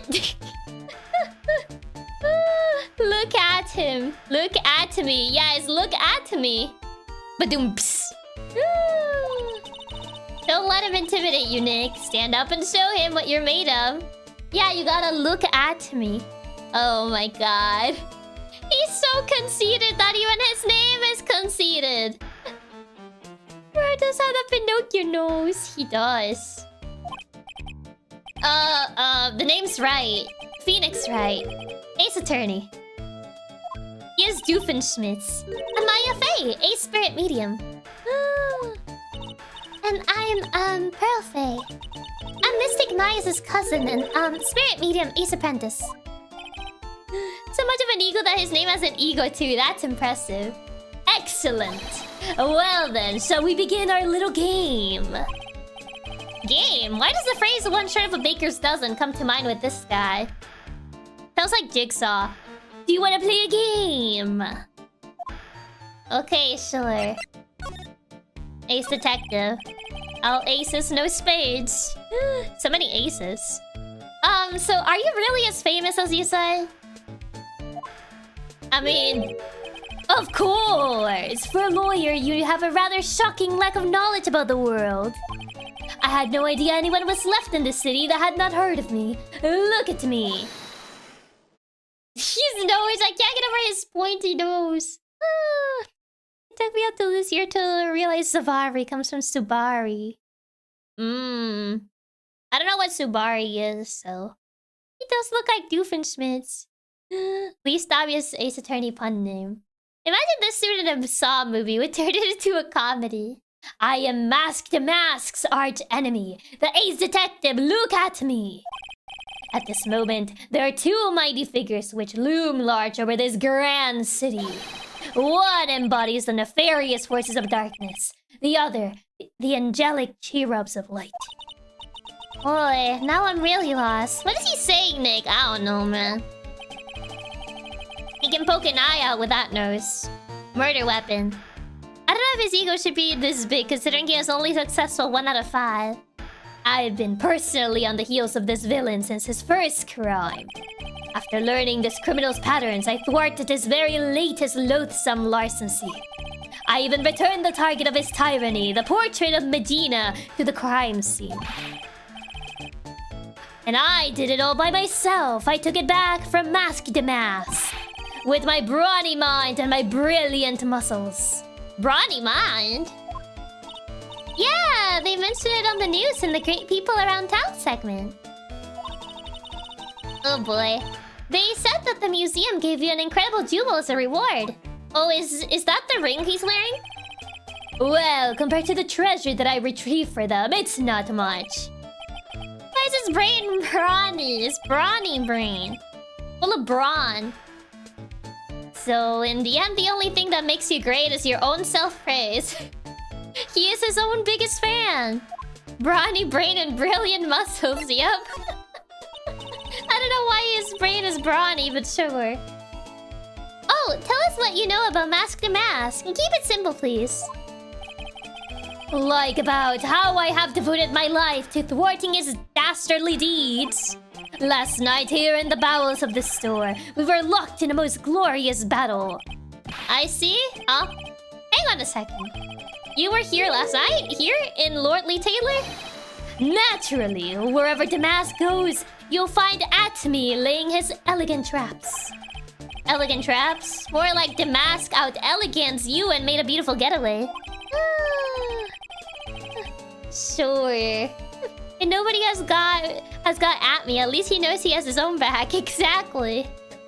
Oh, so hi Ken. Welcome, welcome. I wonder if I should ask him about what happened last night in more detail. The night of the crime. Can you tell us exactly what happened here last night? But of course, after all, I always say there should be no secrets between aces. Flattery will get you nowhere, Pinocchio. He does have a Pinocchio-looking nose. I first received the request for my services 20 days ago. And it was 10 days ago that we received Mask to Mask's calling card. Huh? You were hired before the calling card even arrived? Yes, you see, the person who hired me is quite rigorous and thorough. Oh, Adrian. That's Adrian for you. A mere 10 days after hiring me, her worst premonitions were realized. A calling card arrived, right? Yes, so ace detective that I am, I set a trap for the thief right in the warehouse. And waited for him, alone. Alone? But why? Why didn't you go to the police for help? Because he works alone, he's a lone wolf. Something of the darkness and whatever. Ridiculous! Why would I seek help from such a singularity useless group of nincompoops? You've got a lot of nerve. After all, it was you that let the mask get away. Gotta rub it in on him. He walks a lonely road. It's the only one he's ever known. I always operate alone and concealed. He walks a lonely road. It's the only one he's ever known. Out of the sight of others. His ego is so big he doesn't even trust the police. I mean, I can't blame him for that one considering how the police is in this game, but... something we live out of broken dreams. Exactly. Are we sure he isn't a mask? What would he gain of being the mask though? He's not wrong at the police in these games. Yeah. Corn sealed? Precisely! Even the guards on duty here were unaware of my presence. To fool your enemies first, you must fool your friends. It's my own original proverb. That's not true. That's not his.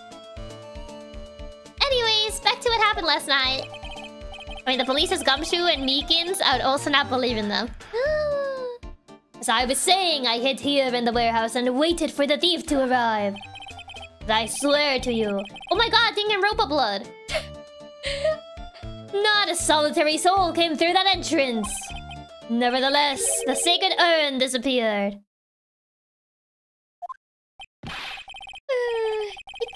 He could cover himself trying to catch the mask when in fact it's an excuse for him to steal easier. He hasn't really shown an interest in, like, treasures, though. Even the ring he got, he kind of said it was whatever. It's Danganronpa. It's his original proper, since it's not the same as the original. We gotta blame someone, or else it's all the police's fault. Is that pink blood? But that's impossible. How could it just disappear? How, you ask? Don't be ridiculous, sir lawyer. If I knew the answer to that question, I wouldn't be here. For someone who seriously messed up his own stakeout, he's rather full of himself. So you're saying that even though on one came through those doors last night, our precious urn still somehow vanished from under your nose. And apparently the sword too. But that's just not possible. Can I examine the area? Oh wait, it's here!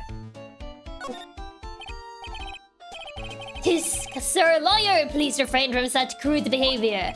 Huh? What do you mean? Where's the claim? It's in the floor. The criminal is an artist. The crime scene is the canvas upon which he paints.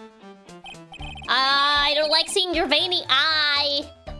Only I, ace detective at me, have an eye which is educated enough to read the signs. Could you translate that for me, Nick? I think you pretty much said don't touch anything, amateurs. If there's something you wish to know about, you have but to ask at me. I know everything there is to know about my rival, Mask the Mask. What do I do now?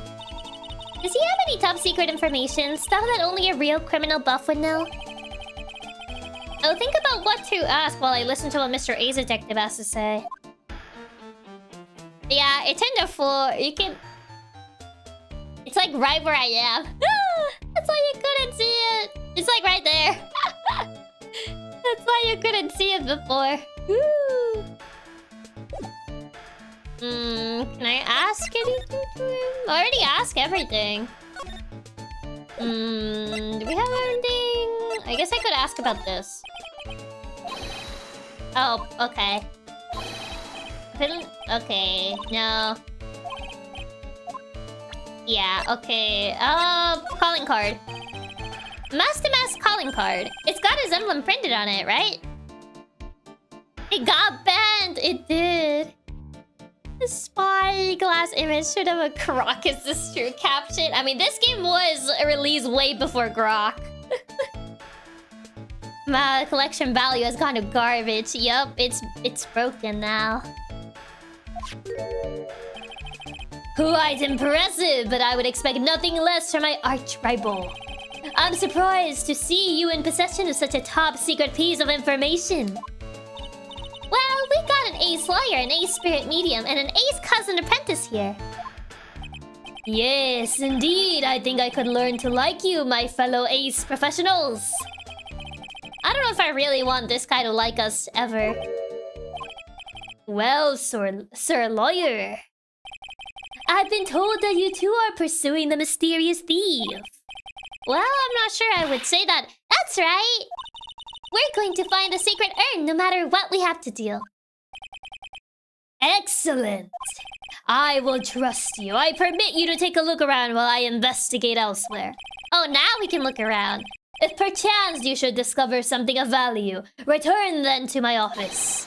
My office of earthly delights, the Atomy Detective Agency. Office of earthly delights? Well then, sir lawyer, if you'll excuse me, I have much to do. Is this case just gonna be about theft? Is this like the first non-murder Ace Attorney case we'll ever get? Wait a minute. He's gone.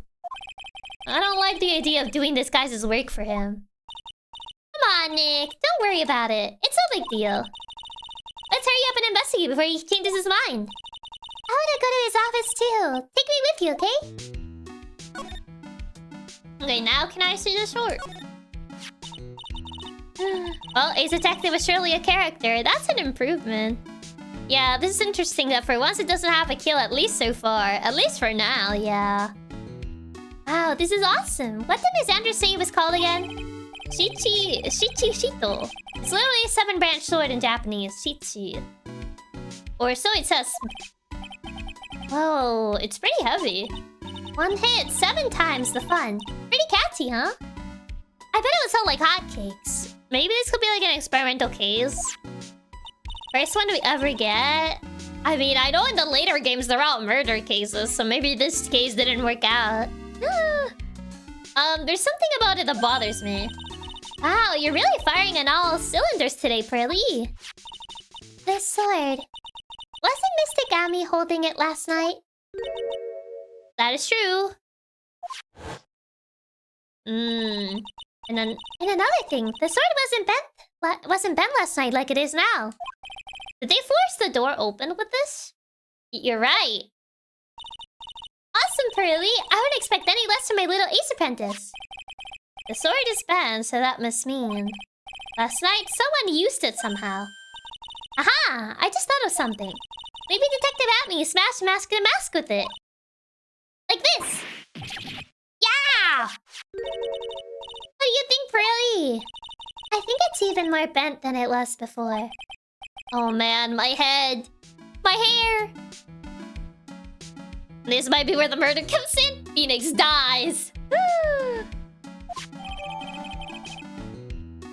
Just smacks you with it. There's two perspectives. No kill, estimate, why do I care? And that's an interesting new angle. Well, yeah. There's like both perspectives. There's the pink paint. Why is it pink? Suddenly Danganronpa looking blood. A pathetic looking wooden box. You don't gotta do it like that, Phoenix. Ah! That's the box that had the secret urn in it. Don't touch it. There may be clues to the thief's identity on there. Don't gotta say pathetic looking. It's a small, cute box.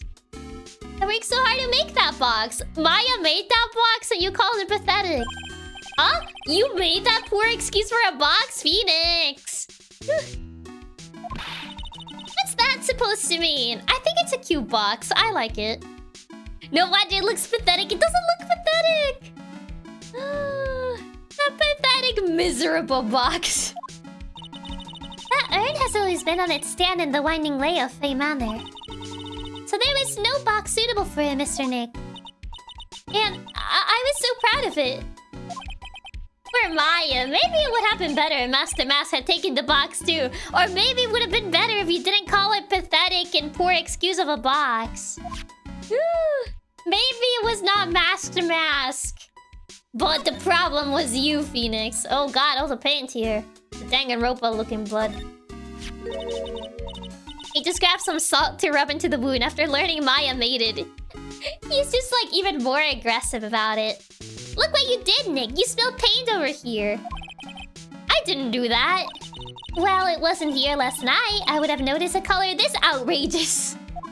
What do you have against pink? It's not even a bad box. Looks sturdy and completely normal. It looks like a normal box. Quick, Chiaki, find Monokuma. He probably has clues about the pink blood. Well then, you should have cleaned it up before it dried, Nick. Paint doesn't dry that fast. Besides, I told you it wasn't me. It looks like it's been several days since it was spilled. Hey, look at this. What is it?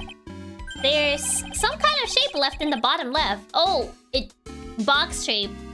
Payback for the box talk. Yeah, I really miss the Maya and Phoenix dynamic. The Professor Ling crossover, there's a scene of Maya hitting Phoenix with a metal pipe. Why am I not surprised? Oh, you're right. I wonder what it could be. It's very box-shaped. The statue of Mistigami is so cool. I want a gold statue myself. We could put it in the office. Maya! Hey, it's Wright and Co. How about a gold statue of me? Yeah, Wright and Company. Mr. Nick, I'm sorry, but I noticed something strange. Oh, what is it, Pearls? The statue of Mistigami.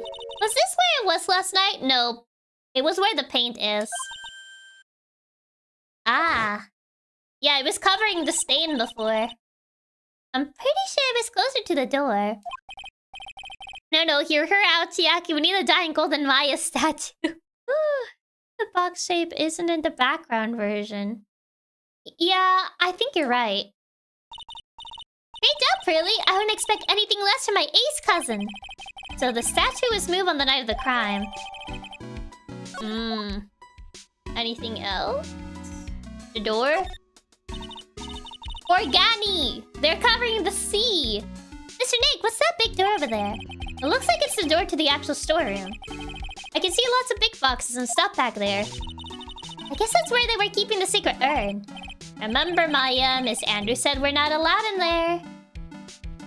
They forgot the sea! This is Organi. Organi. This Organi. No, it doesn't, Nick. It says organize. Where's the Z and the E? You just can't see the last two letters. Yeah, well, I guess no one else could read it either because this place is a mess. Yeah, you must feel right at home, huh? Why is she shooting shots at me? My god, Maya. You wake up on the wrong side of the bed? Burr. Burr. It looks like a part of a big signboard. All I can read on it is burr. Organi. Not even organic, because there's no C. It's like organi. Maria's taking the box coming too hard. Oh god. Maya being born in 1999. Probably born in 2009 or 10. Aha! I've got it! Maybe it's supposed to say hamburger. Why would anyone write hamburger that big? Like maybe for the World Hamburger Festival or something? Man, Maya woke up and chose violence. That's what he gets for criticizing her box. I kinda doubt it. Aha! I got it! Maybe it's a spaghetti, but this is burr. Why are you talking about food? Oh, wait, that's normal for you. Anyway, it says burr. There's no way it could be spaghetti. Well, maybe it was a typo. It might have said Spaghetti Festival. What do you think? That's not even remotely close. Okay, to me, besides spaghetti is the only thing more tangled in your reasoning. What is she even on about? Okay, doesn't seem like there's much else in here. Yeah. Talk. You... Anything about this? No. No, he doesn't really offer any more insight. Probably good here. Organized being unreadable due to unorganization. Yeah. What did I do? I get insulted in the box, but what did I do recently? Insult the box. This is a detective agency. Looks more like the set of some B-grade horror movie. Hello? Is anyone here? It looks like nobody's home. What a waste of time. Hey, I know. Let's take that framed picture back with us as a memento. You want me to steal from him? Don't you dare, Maya. Guess we'll have to try back later. The kleptomania is real with this one. Oh, he's not even here. Ugh. Did I already finish investigating? There's not really much to see here. Is there anything else? The PC? Hey, Brill! Do you know what this is? It's a computer! A computer? Oh, I've heard of those. It has such a cute name. It looks like this computer is for storing the data from the security camera. When someone comes in or out of the warehouse, the camera takes a photo of them. It's probably the trap the detective set up. Luke getting his portrait stolen would probably boost his ego. It probably would. Oh, you stop being a kleptomania. This has happened like 30 minutes into the case. When does Maya want to steal something? The kleptomania is strong with this one. Let's see if we can find last night's date on this thing. We might even find a photo of Mask and Mask. Let's see here. Man, I really stink at working these things. Phoenix... Isn't Phoenix like a millennial? He's not a boomer. He can't work a PC. What's wrong, Mr. Nick? You're sweating an awful lot. I didn't think Phoenix was a boomer. Can he not, like, actually work a PC? I don't know how to pull up the photos. Oh, God. I had no idea you were so pathetic with high-tech stuff, Nick. It's not even high-tech. Yeah, well, I managed to print out the camera data anyway. Isn't Phoenix pretty young? I'm pretty sure he is. He's like 24. Phoenix is like only 24, I think, in this game. Nick is a millennial, but it's as if he was raised in an old town. How did Pearls adjust to a regular school in the sequel series? I guess you have to learn to crawl before you can walk, right, Nick? Phoenix was born in the 90s. He should know how to work a PC. You would think so. Yeah, sure. Anyway, it looks like the camera only went off once last night. The warehouse camera went off once at 1 AM. Okay, that might be the only important thing. Yeah, Clarity checked everything else. I think the camera was the only other thing. It's a security camera. It's turned on the big door to the storeroom. It's set up to take a photo of anyone that goes in or out. Security camera. Yeah, go stand in front of the door and it will snap your photo too, Pearly. Mystic Maya, do you think I should smile? Nah, it's for criminals, so I think you should make a really scary face. Like this! Even so, he has a computer in his office. It's odd how he doesn't know how to operate it. Yeah, it is weird. Oh! No. Aw, Steel Samurai theme gone. Hello, Phoenix right here. Oh, it's me, Gumshoe. Gumshoe, what is it? What's so funny? I'll tell you what's funny, pal. I finally beat him. I beat Mr. Ace Detective.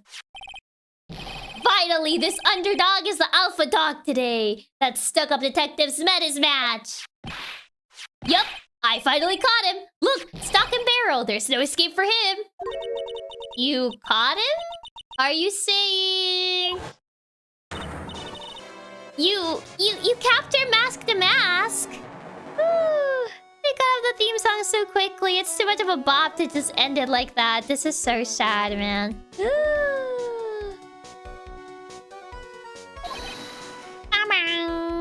Phoenix was born in 1993 or 1994. And he can definitely work a computer. There were PCs in the 90s.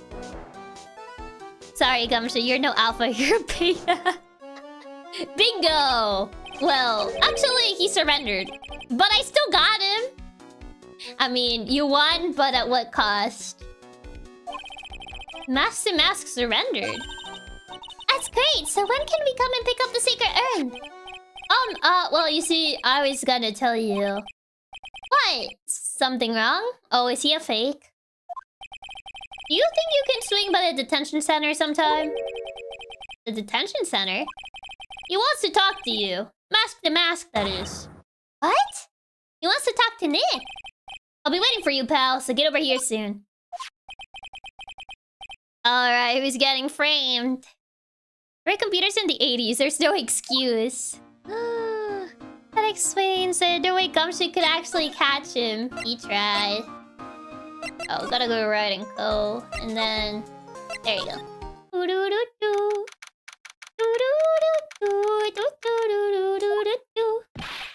Hey pal, welcome to the detention center. Thank you for the warm greeting. You're sure in a happy mood, aren't you? Yep, after all, we got masked him. Right, but so where's the secret urn? Oh, sorry about that, pal. I guess I didn't really think about it before. But you're the victim in this case. Wait, me? Huh? Well, I guess I should let you guys hear the story straight from the horse's mouth. Wait, what do you mean I'm the victim? You know, he's right, Nick. He is? If you think about it real hard, we are the victims. I mean, I guess he did steal something that belonged to us. Well, I guess so, in a way. I'm so used to thinking of the victim as a dead person because we're always in murder cases. That's true. We're so used to victims being dead. This is true. Excuse me? But anyway, I have to get the secret urn back. Please don't just ignore me. Oh.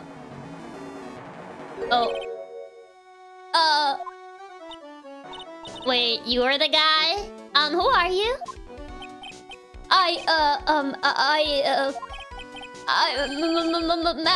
Mask? Okay. Hey, Nick, doesn't he look kind of, well, gangly? I thought you were gonna say pathetic, but... I don't know what gangly means, but I thought the word you were gonna say was pathetic, but... I'm Ron Delete, the famous Mask to Mask. I don't think this guy could punch his way out of a wet paper bag. Yep, Chiaki, blue baby face poses the infamously Mask to Mask. I was cracking after seeing. He just doesn't look anything the part. No. Such a baby face for a fancy phantom thief. Yeah. I was not expecting him to look like that. He's too pathetic pretty boy. He's so sad. Mask to Mask. So he's the mask? Yep. So you're masked. So you're the Mask to Mask guy? Yes, you bet. No, that's wrong. You see, why does his neck look broken? It's complicated. Sort of, yes, and sort of, no. If you know what I mean. What's wrong? Gangly means he's kind of thin and weak looking, so it works. Well, when I say wrong, what I really mean to say is that it's not right, per se. You see, it's not spelled mask to mask, it's actually mask to mask. What's with this guy? Oh, he's a timid little weakling, we know that much.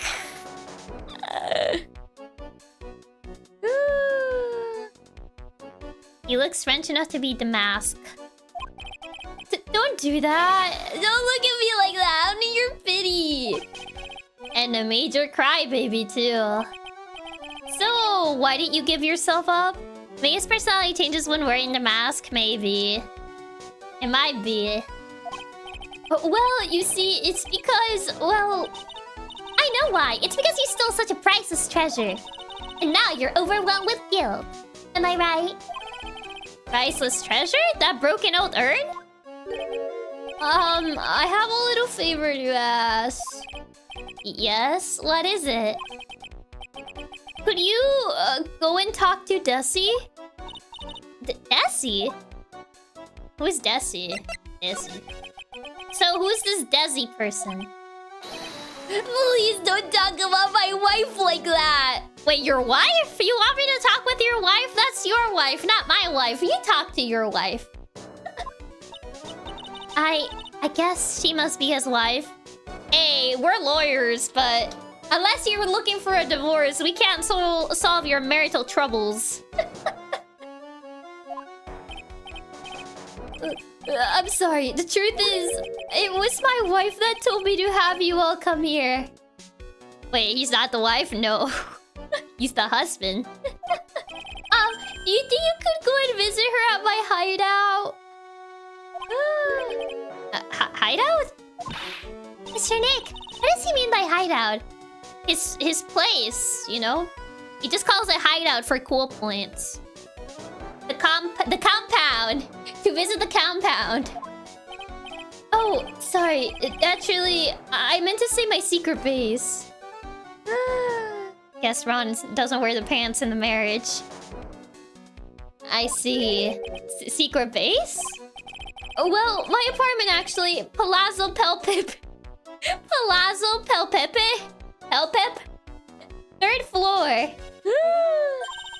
Let's go have a look, Nick. To Mask the Mask's hideout. Something tells me she just likes the sound of the word hideout. Look, we really want our urn back, so where is it? I'm sorry, I'll give it back, I really will. Maybe not. No, I can't make promises I can't keep. I'll just end up hurting people. Mr. Nick, I couldn't hear what he just said, especially the last part. Palazzo Pelpep is such a big name. He lives in an apartment. So he's basically telling us to go to his apartment, yes. But he wanted to call it the secret base, his hideout, the compound. You know? Mr. Damask, do you think you could speak up a little? Yes, sir. I will promise. Maybe not. You see, I'm already speaking in my normal voice, so I really can't do anything. Mr. Damask, about the urn. Oh, yes, the urn. Right away. Actually, no. I wouldn't mind telling you, but actually, I'm afraid you wouldn't believe me anyway. Enough already. Just tell it to us straight. Please don't yell at me. I'm sorry. That urn, I lost it. What? Bro. Make up your mind, you silly man. He can't. Can't make up his mind. Alright, let's see how the great test. Is it whispering? Yeah, I think it's his voice like trailing off. Essentially, he is whispering. What did you just say? Did you just say you lost it? Yes, no, maybe so. I mean, yes, I lost it. Oh, God. Why steal something just to lose it, bro? How do you lose an urn that big? I'm more confused why this crime all of a sudden grew a conscience for his crimes. What do you mean? Well, you know, I lost it. Like I said, these things just happen. You're on the train and you get distracted and you forget your bag, you know? What? You forgot our sacred urn on a train? Wait a minute, you went on the train dressed like that? No, I was just speaking hypothetically, that's all. Anyway, I'm sorry. I just lost it somewhere. I don't know where. Oh, brother. This guy's story is more surreal than a Dali painting. Are you really sure this creep is Mask the Mask? Maya, don't call him a creep. Although I do have to admit I understand your doubts about this guy. No, I don't think those two things are the same. He's more oblivious. Ron or Adrian? I would say Ron. Oh, God. So we gotta go talk to his wife. Okay, is this yours? Oh, that's Mask the Mask's calling card. Pretty nice looking, huh? He looks so happy. I'm not very good at writing, you see. So I bought a book called How to Write Business Letters and studied hard. Well, I guess you could call thievery a type of business. Warehouse, 1 AM. I'm really sorry I caused so much trouble. If you're so sorry, then you shouldn't have stolen it in the first place. Exactly. But what? The only thing I did wrong was lose it. That's not right. I was wrong either way. I'm sure the owners of the other treasures feel the same. He sure seems sorry. Who would have imagined that such a famous thief would have such a pure heart? Pure heart? Master Mask's card, not his. It's his alter ego. It's his persona. His OC. This guy makes a cameo with his wife in Investigations too. Oh, so he comes back. Okay, time to meet the wife. Oh, that's an interesting thing to put in the middle of your living room. Okay. Wow, check this place out. Ooh. No doubt about it. This is Master Mask's hideout, alright. Who is it? Is that you, Ronnie? Huh? Oh, who are you people? Are you Desi Delight? Desi Delight? So he does fly. This looks like one of the circus rooms. Oh, that's right, I'm Desiree. Ah. Oh, you must be the lawyer and the victim. Yeah, that's us. Your husband told us to stop by and speak with you. The pathetic sole excuse of a man is married to her? Apparently, yes. He doesn't even get named in his cameo. You'll only notice if you played this game? Wow. Woo. I'm Maya Faye, and this is Phoenix Wright, attorney at law. You remember Master Mask? Number 2? The second from Case 5 Investigations 1? I don't remember Master Mask 2? I don't remember that. I played Investigations 1 like a while ago. Nikki Boy and Maya, huh? I can't tell you how grateful I am that you decided to help my Ronnie. Well, you're welcome. She really called me Nikki Boy. Nikki Boy. She did. How did that guy married her? About your husband. Isn't he the cutest? A bit weak sometimes, though. Oh, she likes pathetic little men. Okay, I see what you're into. He's the second victim alongside Manny Cochin. A bit! By the way, did you know they mentioned Maya on TV? Huh? Really? They said you own the urn and that you're doing some shady training at a law office now. She loves the pathetic guys that she can pamper. Got it. Bit's not enough. Remind me not to watch that channel news program. After I saw that, I thought it might be a good idea to meet the lawyer they mentioned. I see. My Ronnie, he has a powerful imagination and gets deluded easily. He kept insisting he was going to surrender to the police. I didn't know what to do.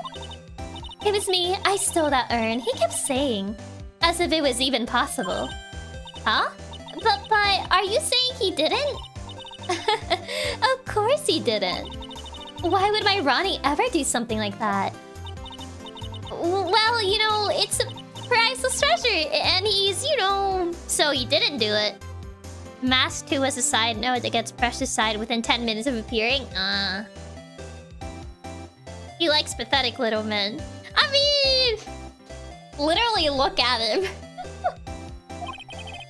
Is it possible his own wife doesn't know his secret identity? Oh, she might not know. Desiree Delight. Me? I'm the kind of woman that needs excitement in her life. Yeah, you're kind of very polar opposites with him. Oh, excitement, huh? I feel like he would cry if you take him to like an exciting place. So I don't know if at my happiest when I'm racing along with my bike going at full throttle. Oh, he will legit cry. If you actually put him... If, like... She's like, oh yeah, let's ride my bike. And she goes full speed, I feel he would actually start crying. So you're the thief. I would believe she's the thief more than him. Desi takes him on a ride on the teacups at Disneyland. He would burst into tears. They go to Space Mountain. He starts crying. Oh no. How would she not know there's a balloon with this symbol on it? Yeah, maybe... I don't know. Maybe she just thinks he's a cosplayer or something. He will literally die in the try. Riding a motorcycle is like putting your life on the line. You know what I mean? Well, I think that depends on how you ride it. Oh, she's probably like one of those people that do tricks on their bike. Yeah, he would legit die. He rides the Snoopy rides and pukes out of fear. I'm the type that can't stand living a boring, dreary old life with no action. No offense, but your husband, Ron, doesn't exactly look like the risk-taking type himself. Yeah, that's exactly what I was thinking. I feel like she likes to go to like the crazy roller coaster rides at like theme parks. Meanwhile, Ron cannot do that because he would legit like die. She's an adrenaline junkie, yeah. Meanwhile, her husband is like the polar opposite. Actually, if she likes thrills and excitement, why did she even marry him? Yeah, I don't feel like he would like agree to do like any of those things. Oh, you're right about that. He's definitely not one for thrills and danger. But I do have to say that he makes up for it in other ways. Other ways? Yeah, money. Oh, oh, she's a gold digger. Oh. Oh, I see. So that's what you mean. She's a gold digger. Yeah. So that's her logic. He's loaded, yes. So it seems. Money. Ronnie's incredibly rich and super generous. He bought me a bike that's so fast it would make your head spin. Now it makes sense she married him. So does she or does she not know he's the mask? It doesn't seem she knows, but she could be lying. I mean, she's honest, I guess. And shopping? I like to shop so much it makes Ron's head spin. I mean, if he's already rich, I mean... Even though he's a bull baby, she only likes him because he has the money. I mean, she literally says she hates boring... She would hate a boring life. So she's only with him because he's rich. She's so blunt about it. Like, oh yeah, I married him for the money so I can do my stunts. The other day, it actually happened. His head actually started to spin. Man, talk about a high maintenance life. Poor Rod, he's getting used and abused by this woman. Oh god. So where does Mr. Delight get all his money from? Actually, yeah. How does he get that much money from? Does he just sell the things he steals? Ronnie's a security guard. They put their lives on the line, right? Do security guards get paid that much? I mean, I guess if you're like, what's it called? A bodyguard of someone famous, but like... Do regular security guards get paid that much? So they get paid tons of money in return. Tons of it. Regular security guards? I don't think they... Private security, I guess. She makes it sound like it's just like public security guard. Security guards don't get paid much unless it's a super high profile job, like ones for actors. I would say if you're like a private, maybe. Does she really believe that wimpy guy can secure anything? Yeah, I don't think he will be securing anything. He's a security guard? I think it's my turn for my head to spin. Okay, for one thing, if it was security guard, that would make sense on how he's able to steal things. I guess so. Regular ones get paid decently, but not much more than a normal job. The night of the crime. Can you tell us about what happened last night? Oh, God. What time did that incident take place again? What time was it again, Maya? Well, according to Detective Gumshoe, it was around 1:30 in the morning. Ah, last night was horrible. I got pulled over. Pulled over? Yeah, I always do my best flying at night. Flying? You're talking about your motorcycle, right? Yes. Anyway, last night I got pulled over by a policeman. I can't believe he caught up to me. It was a great chase, let me tell you. Oh, she's one of those who like, going at full speed in the middle of the night. Probably. Flying with the bike, she was going on turbo speed. She's working at a FNAF building or something, but they don't even get paid that much. Nope. I mean, if you played FNAF, they don't get paid that much. She gets her kicks from the chase. She likes going fast. When he finally caught me, the poor man was as light as a sheet. It was about 3 in the morning when I finally got home. Sounds like she's got an airtight alibi. Well, what about Mr. Delight? I don't really know. We weren't together at the time of the night. But when I got home, he was already fast asleep. So basically, he's got no alibi.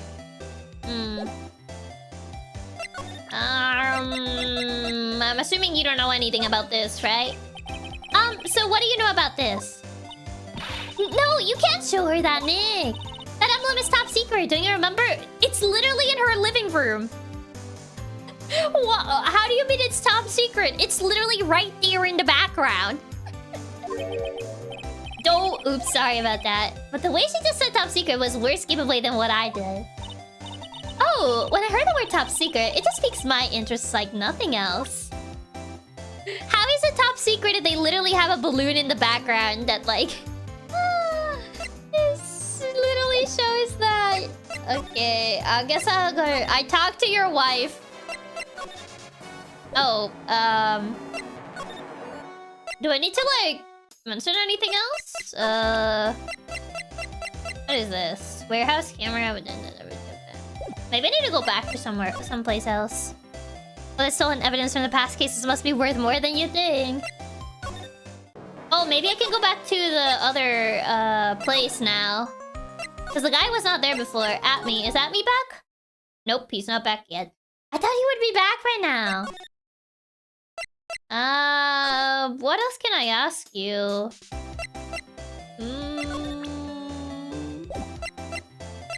Oh, hey, what is this? Hey, Nick, look on top of the chair. Looks like an envelope and a letter. Well, don't just stand there. Come on, let's read it. Maya, you know we shouldn't do that. What are you talking about? That letter could be an important clue. No way, you can't just go reading a private letter because you feel like it. It's not just because I feel like it. It could be really important. If I was sure it was a clue, I guess I wouldn't mind. Yeah, we can't investigate because she's here. Just buzzing around her. Just buzzing around the room. I mean, I already asked her everything. Warehouse or no? It doesn't say who it was though. Maybe I can show Gumshoe the camera data. Is he still here in the... Why the music died? Main exhibition hall. A profile maybe? I guess so. Maybe a profile, she would say something. Mask.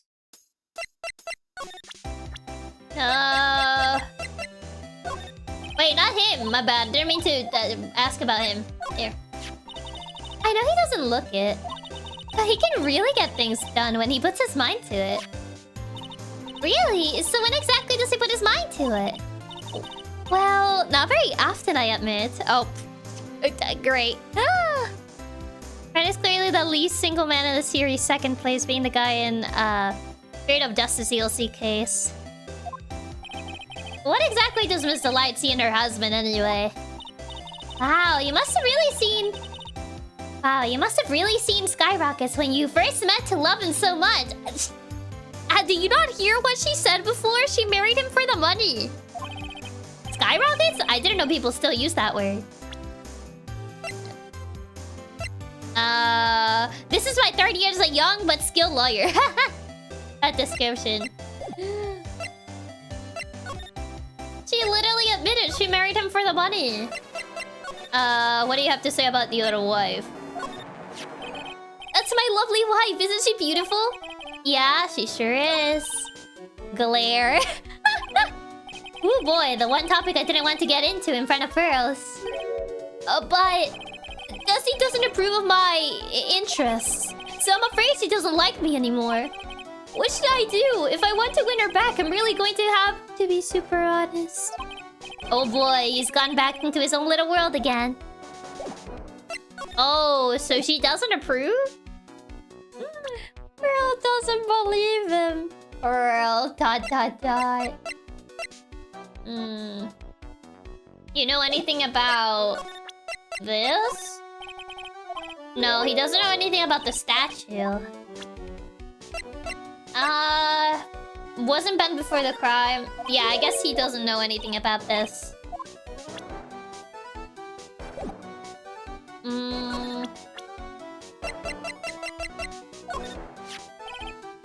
Him. Do you know him? He claims to be your arch enemy and rival. That person. He's not my arch enemy at all. Or my rival. Well, actually, no. Now that I think about it, the terms arch enemy and rival are the same thing. They are rivals. Only people who have it out for each other would disagree like this. Well, that's the one thing he has to say about him. Yeah, nothing else. I don't know what else to ask the wife. We already asked about him. She doesn't know anybody here, so... Yeah. Mask to Mask? Of course I know all about it. Oh, she does react about him. My husband is his biggest fan. Oh, she doesn't know! Yep, what? Huh? The biggest fan? Yes, and Ronnie can be pretty delusional sometimes. That's how this whole misunderstanding happened. That's... Wait a minute. Did you say delusional? Yes, that's right. I just don't know what I'm going to do with him.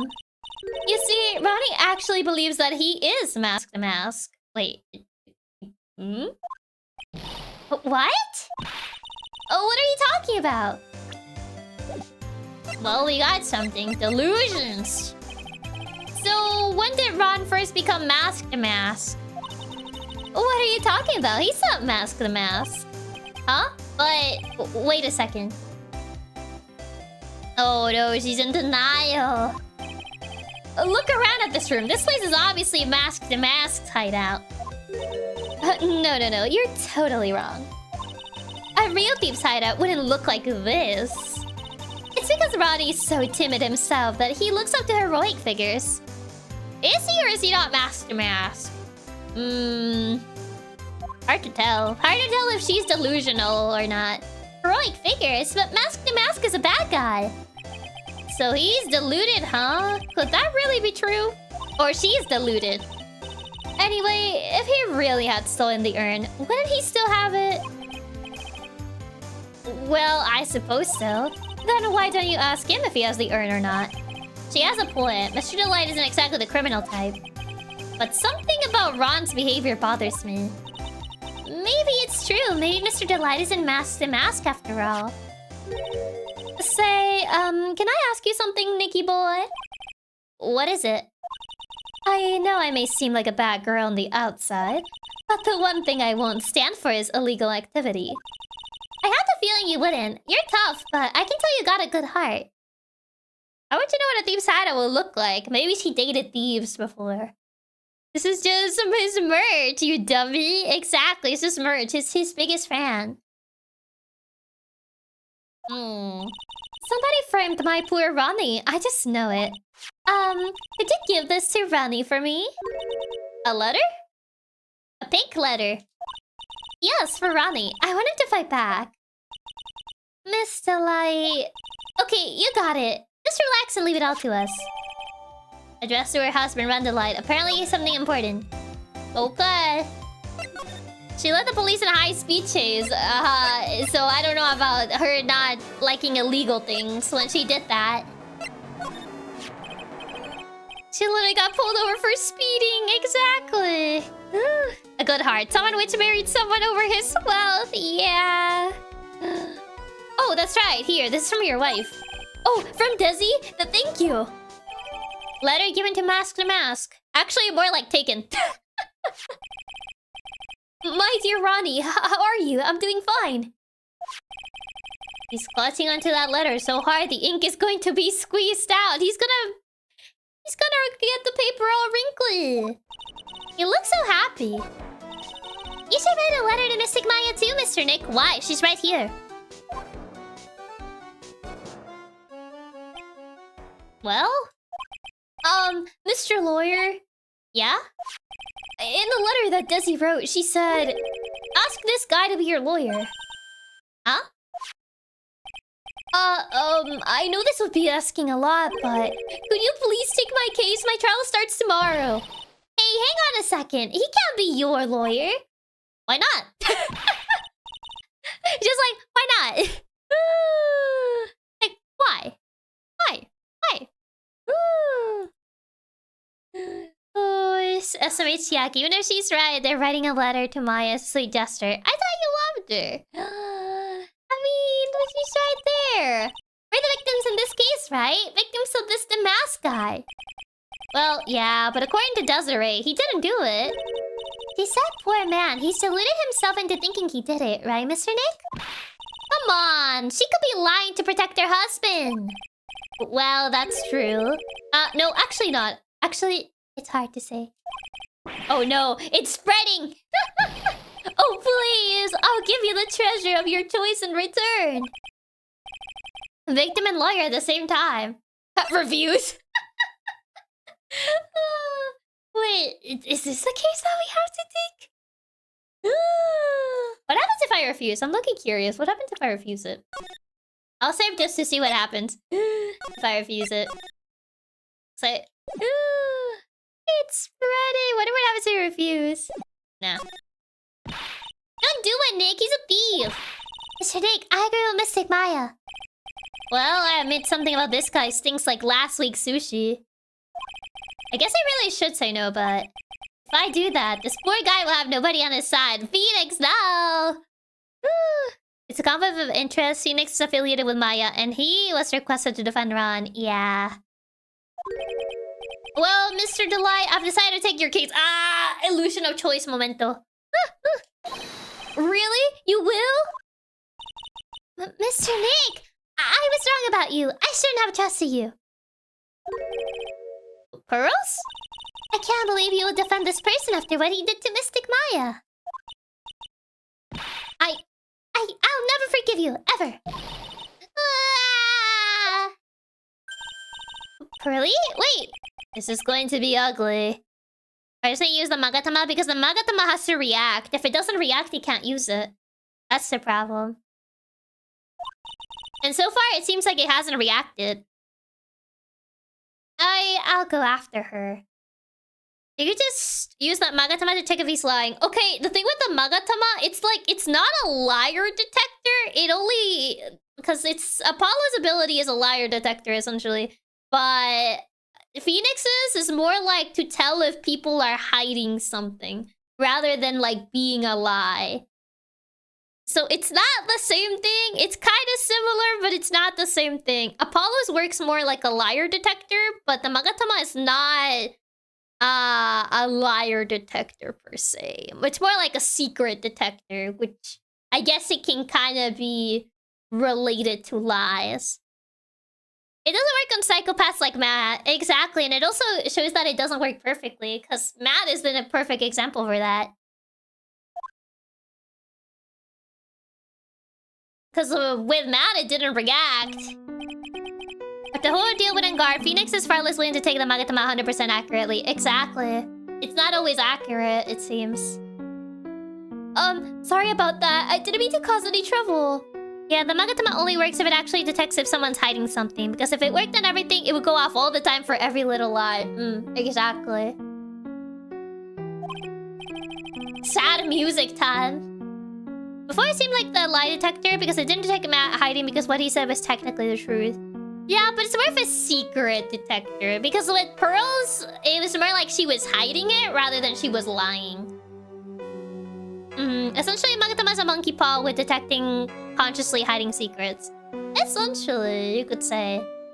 No, it worked on Matt, but Sensor is correct for the question asked. Well, yeah, because he said it on a technicality. Well, you couldn't have known she'd react like that. I guess I might as well start investigating. Maya is not happy with this. Maya will remember this. It didn't work with Engard because Engard wasn't technically a killer, as it was Shelly which committed the murder. It's more like the way he answered was not lying. So it essentially worked on a technicality. Jason asked, did you cause the death of this person? Exactly. Phoenix said that you killed them. And at that point, well, he didn't kill them. Not directly. Oh, Maya, where's Pearls? She said she's going back to the office. Go check in on her later, would you? And what about you? Are you okay with me taking Mr. Delight's case? Yeah, I'm fine, Nick. I believe in you. I think I'm going to cry. Oh no, the ominous music. I know you have a lot of work to do. I really appreciate it. Oh, Nick, let's get the show on the road. Why is it doon doon doon doon doon doon doon doon?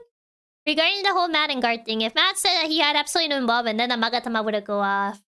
Yeah, because he just said I didn't kill anybody, which the technicality of that statement is true. He didn't do it directly. So that's why the Magatama didn't go off. Phoenix didn't ask the, oh, are you involved in the murder? Because if he was involved, it would have definitely gone off. Matter of asking the right question. He essentially managed to go through it on a technicality. But yeah, the Magatama is more of like a secret detector rather than a lie detector. It's similar-ish, but not identical. Because if it was like a lie detector, I feel it would go off every time someone like lied about anything. Ah, Mr. Nick, welcome back.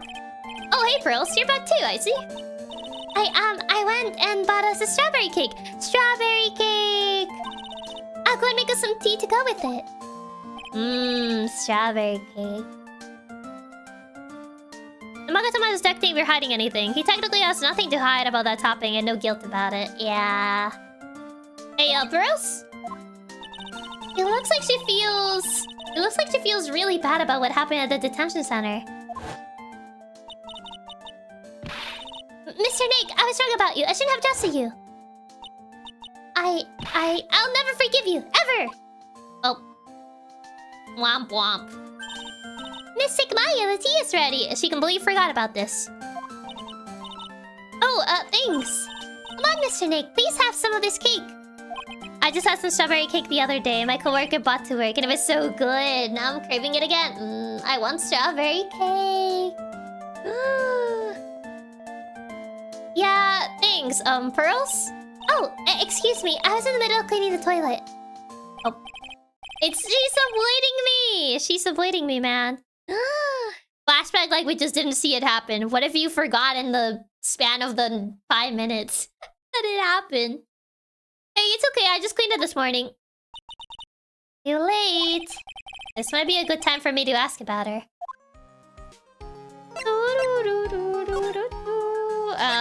Well, Earl. Oh, so hi, Cold. Welcome. Quick, Chiaki, order some strawberry cake before they close the bakery. I first met Pearls a year ago. It was when that murder happened at Kuhain Village.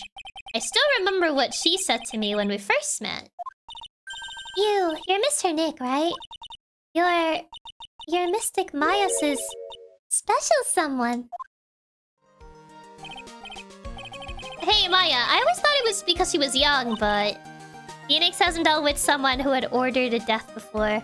You wouldn't think to phrase it more broadly, I suppose. Well, yeah. Usually the murderers before Matt, they did it, like, themselves rather than hiring someone to do it for them. But what? Pearls Pearls, I think she's got the wrong idea. About you and me? Huh? There's something you need to understand. What is it? It's kind of like a Kudain village custom, sort of. Oh. There are hardly any men in Kudain village. Ah. Now that you mention it, I never actually saw any men there when I visited. I'm pretty sure I told you about it a long time ago. About how spiritual powers run very strong in the Fae family. Yeah, you did. And that's why you're undergoing training to be a spirit medium, right? Yeah, the thing is, only women can actually inherit this spiritual power. That's why the whole culture of Kudain village kind of revolves around its women. Well, that's understandable, and nothing wrong with that. Yeah, but because of that, there tends to be a lot of unsuccessful marriages. Oh. Oh. Well, men start to feel left out after a while, and then they just start leaving. Especially if the man has a daughter. Oh. They kill the men after they make it? No, they just leave, it seems. Are you saying the Pearls' father? Oh! He left. Oh. He's gone. He left the village when she was very young. Ah. Oh. Oh no. Boy, that's tough. Yeah, and she grew up seeing nothing but unhappy marriages all around her. Oh. Yeah, I mean, if like all the marriages end up like that in the village, then yeah. That's why she's so sensitive to things like that. Oh. Yikes. Yikes, yikes, yikes.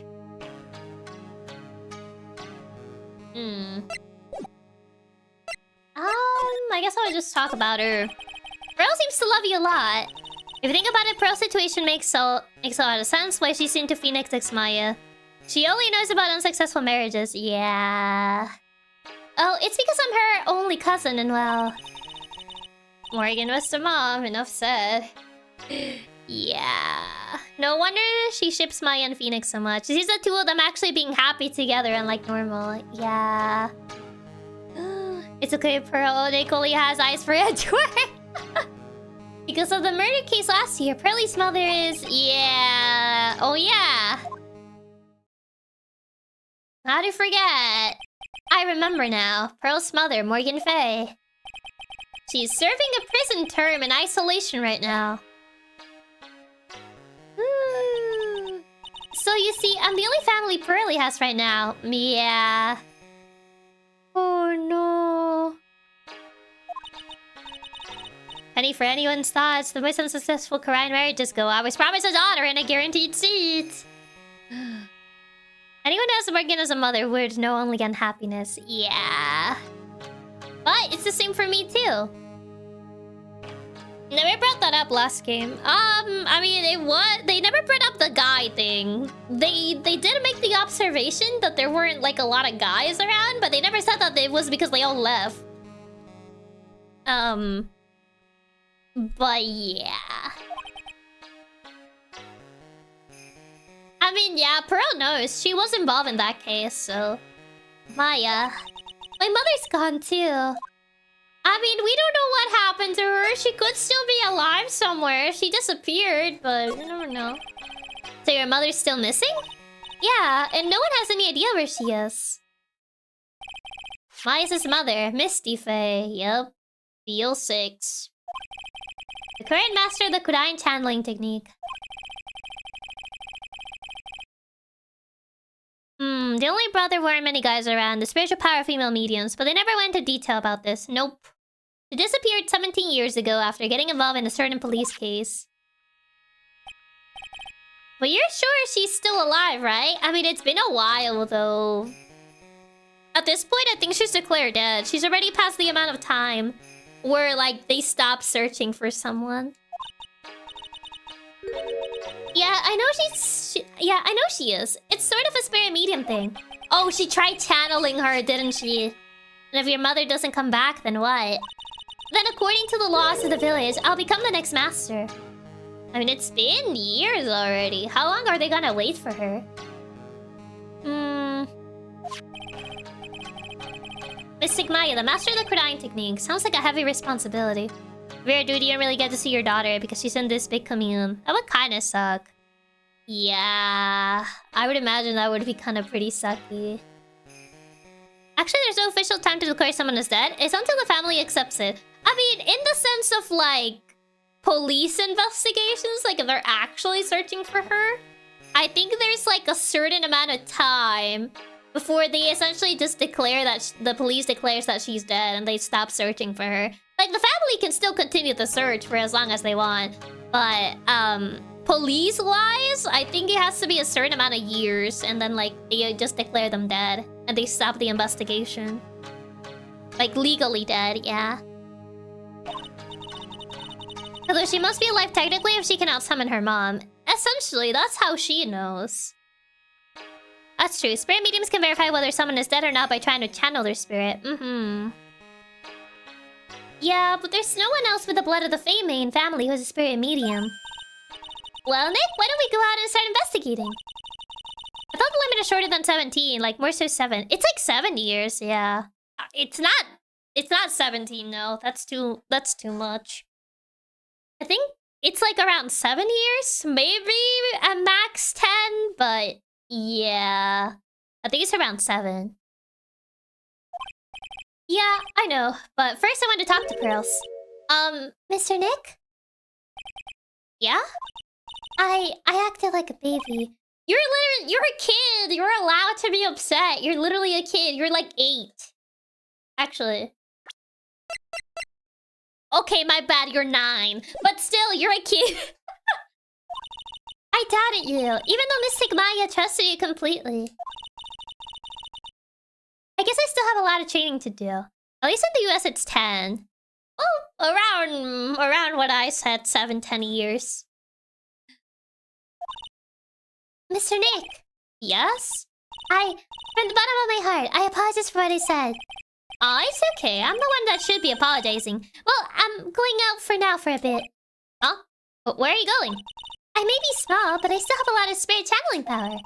So I'm going to show you I can be useful too, by finding some evidence. Hey, wait she sure runs fast. Wait, but there's no victim. Like, there's no dead person. What is she gonna do? Nick, let's back off and give her some room, okay?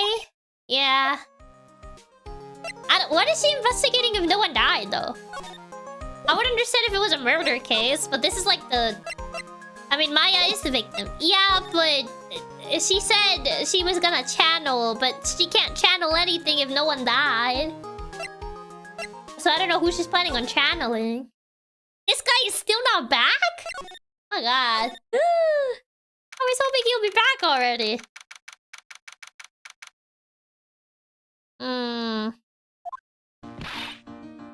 Maya! Oh, Miss Andrews! I'm so sorry, it's my fault. Your precious urn! Bella just seemed to like Maya and Nick having even mild disagreements. Yeah, I mean, considering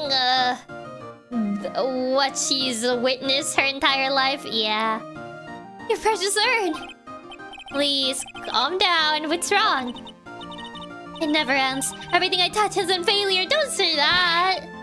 I am sorry. I'll do anything to make it up to you. No, it's okay. I know I don't look it, but I'm good with my hands. I can make you another urn. Hold on. Just wait, okay? Breathe. Come down and talk to us. The murder has to stop the channeling because the fact that she wasn't dead would have been found out. Yeah. Forgive me. Forgive me. Calm down. It's okay. Andrews, it wasn't your fault, girl. Quit having... Yeah, she's having... Calm down, Andrews. Your glasses might explode again. Well, we already know she has a lot of glasses. A lot of pairs of glasses. So when did you get the calling card for Mask and Mask? Let's see. Exactly 10 days ago. I was going to show it to the police, but that detective stopped me. So you asked Detective me to help with security? Yes, in fact it was about 20 days ago that I hired him. He seemed to know much more about Mask to Mask than the police. So you hired him for security even before the calling card arrived? Well, yes, I had a premonition that something bad might happen. I've learned to trust my hunches. So that's why there's security cameras even in the basement warehouse. I mean, I would be more concerned if they didn't have any in the warehouse. Yes, Lord Lee Taylor is very serious about their security measures. I mean, technically it was her fault. She's the one that hired the guy. I mean, how was she supposed to know? It was their way of saying bring it on to any potential thieves. Well, he sure brought it last night and even left with a nice souvenir. Phoenix, cut him some slack. Can you tell us a bit about the security for the treasure exhibit? It was all my fault. I never should have called this paltry little collection a treasure exhibit anyway. Oh no. Why do you say that? The urn that was stolen is a pretty important object. Maybe, but its actual value after appraisal was, well, practically zero. Zero? I polished it until it was just about glowing. I thought maybe I could make it look more valuable. But that urn contains the soul of Mystic Abby. Anyway, I left all the security arrangements to Detective Atme. But...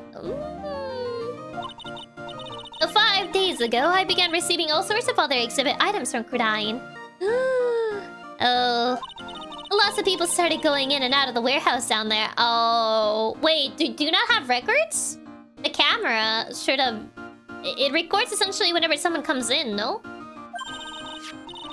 Being broken does things to the value, yeah. So maybe one of them was actually mask in disguise. No, I personally checked out everyone that came through here, so that's not possible. Oh. Knowing Adrian should probably even checked out what they ate for breakfast that morning. What did you eat? Where do you buy it?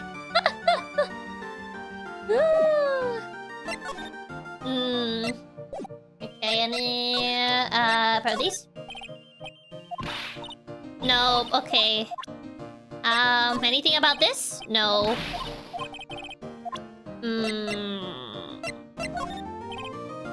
No. Okay, yeah. Profiles? Anything about this guy? Okay, yeah, she's not gonna answer anything. Okay. Yeah, it doesn't seem like I'm gonna be able to get anything out of her. Well, this is still the same, so nothing new here. Did you or did you not have the Nesquik cereal? Tell me or else. Important information. Is he back? Finally! But I need to go BRB, so... I shall be right back, so... BRB! BRB, BRB, BRB...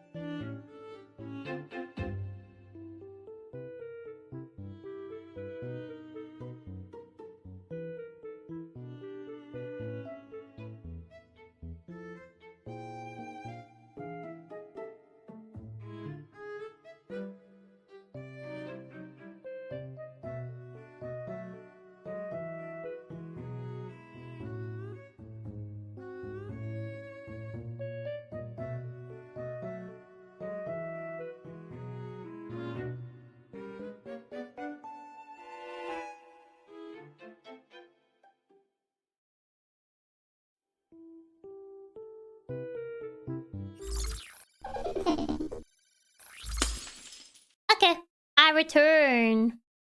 I got some water and I got snacks. Whoops.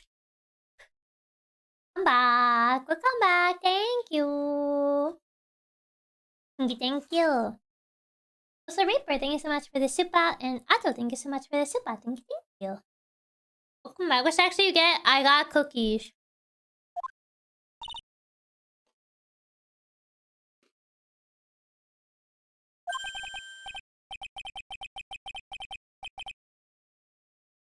Oh, here he is. Well, well, how lovely it is to see you again, my dear.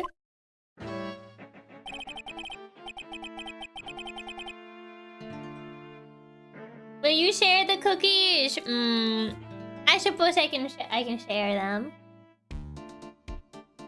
Cookies, will you share with the rest of the population, aka with us? I suppose I could share them.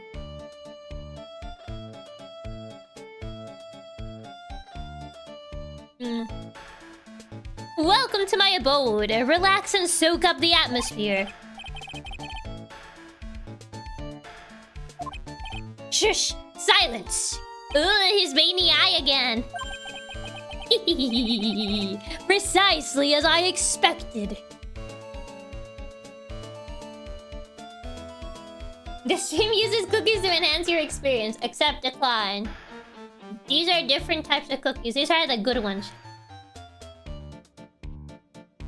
I love the little guitar strum in his theme. It feels like he's about to break out into a love song. And look, he does. What is Zavari? The truth has once again been elegantly revealed to me. A lawyer and a spirit medium. Am I correct?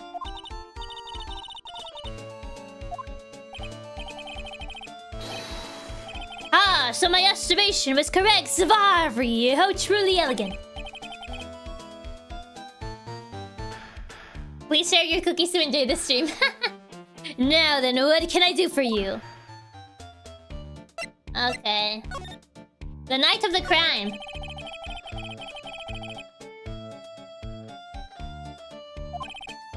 Precisely, this is my 5th encounter with my arch enemy. I refuse to allow anyone to interfere with the rightful pursuit of my prey. Look at me. Looks like someone who underwent severe 8th grade syndrome. He is Chuni. I heard you've been after Master Mask since his very first death. Yes, my dear. I see you've done your homework. In his very first heist, that vile thief pilfered the famous jewel, the Tear of Eminem.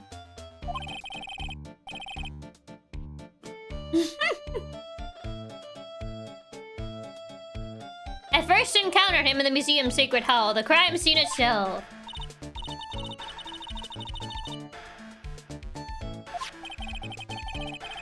I'm pretty sure he said Adrian Andrews hired him. Yep.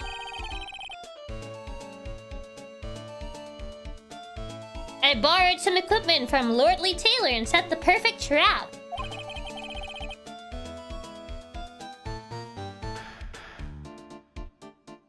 Go to sleep now and watch the rest of the stream. I'm feeling sleepy and I got something to wake up for. Hope you enjoy the case and find out the truth. Bye and remember, stay tubular. Bye bye, Railgun. Hope you have a good night. And don't forget to stay tubular yourself. Yeah. But I thought you were watching the area yourself too. He wasn't. So how did Master Mask manage to steal the urn? Inside job. I'm calling it. It's an inside job. That's the $1,000,000 question. What is the mask's modus operandi?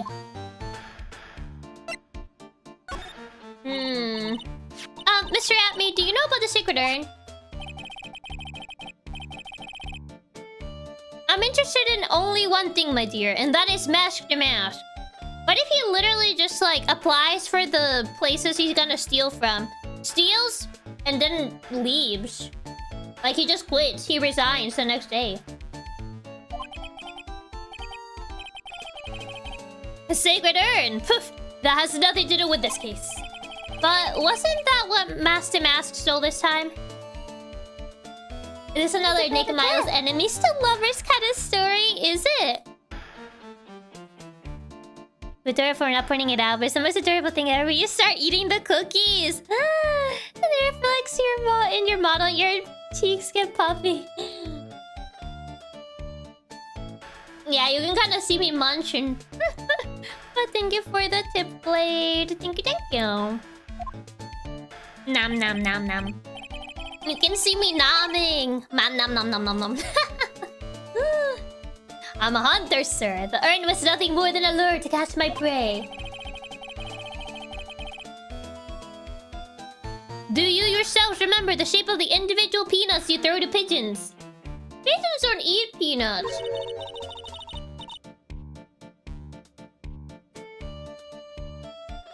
I don't think I like this guy's attitude. Me neither, but here we are. Anyway, it looks like he doesn't know about the urn. Man. There's something that's kind of bothering me. I'm gonna make that one cat video. And I'm doing the nom nom nom nom. Nom nom nom nom nom nom. Please, my dear, ask me anything you like.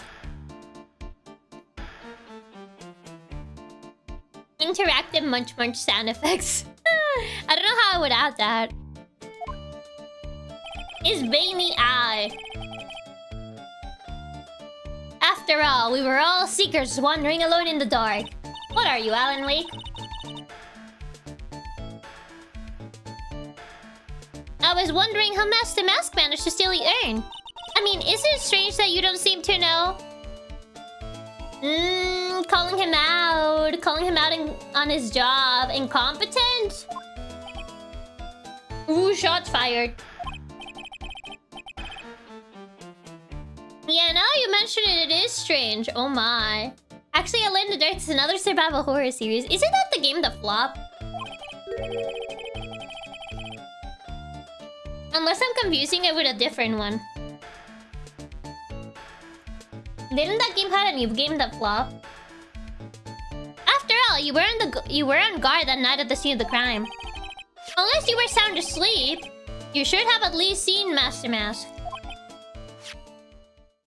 The most recent Alone in the Dark flop. Oh, so it did flop. He's hiding something. Gosh. It's a Psylocke. Alone in the Dark was initially successful, but after 2005, we could not gain success. This liar. Alone in the Dark was a hit back in the day, but sequels did flop in like twice. I think the new one didn't do very well. The most recent one. Oh, how could you lie? Psylocke. Hey Nick, what is the Psylocke thing?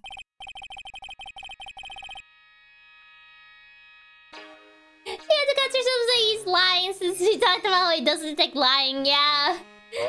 He's hiding something. It's not necessarily like lying, but he's hiding something. No, my cookie almost fell. The team that made the most recent one shut down? Wait, already? Crazy. By breaking their mental locks, I can find out what their secrets are. Why does Maya not know about the Psylocks? I thought she knew. Wasn't she the one who gave us the Magatama? What? This Magatama has that kind of power? You were the one that gave it to me. Lying by omission? I mean, not necessarily, because sometimes they're not omitting things willingly. Sometimes it's actually like a mental lock, like your brain actually freezes up. That's why you can't really call it like a lie detector. Because it's not really necessarily lying, it's more just like hiding things. Maya gave you the thing, but was apparently who knew how it works.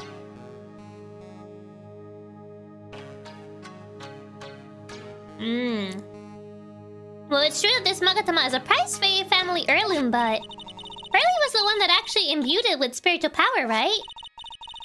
That's why I don't really know much about what it can do. This is the woman that's going to take over the Kurain channeling school someday? Apparently so.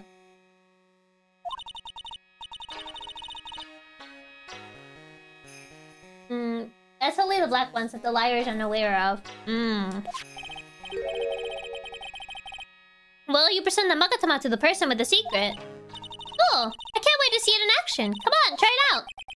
Oh boy, I think the future master still needs to learn how to be patient. I guess we will see.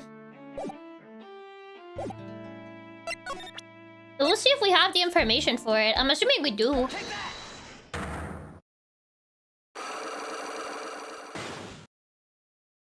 Sometimes I wonder what other things does Maya do in her village besides the channeling. Spirit medium training. Detective Atme, you were standing guard at the scene of the crime. There's no way you didn't see Master Mask commit the crime.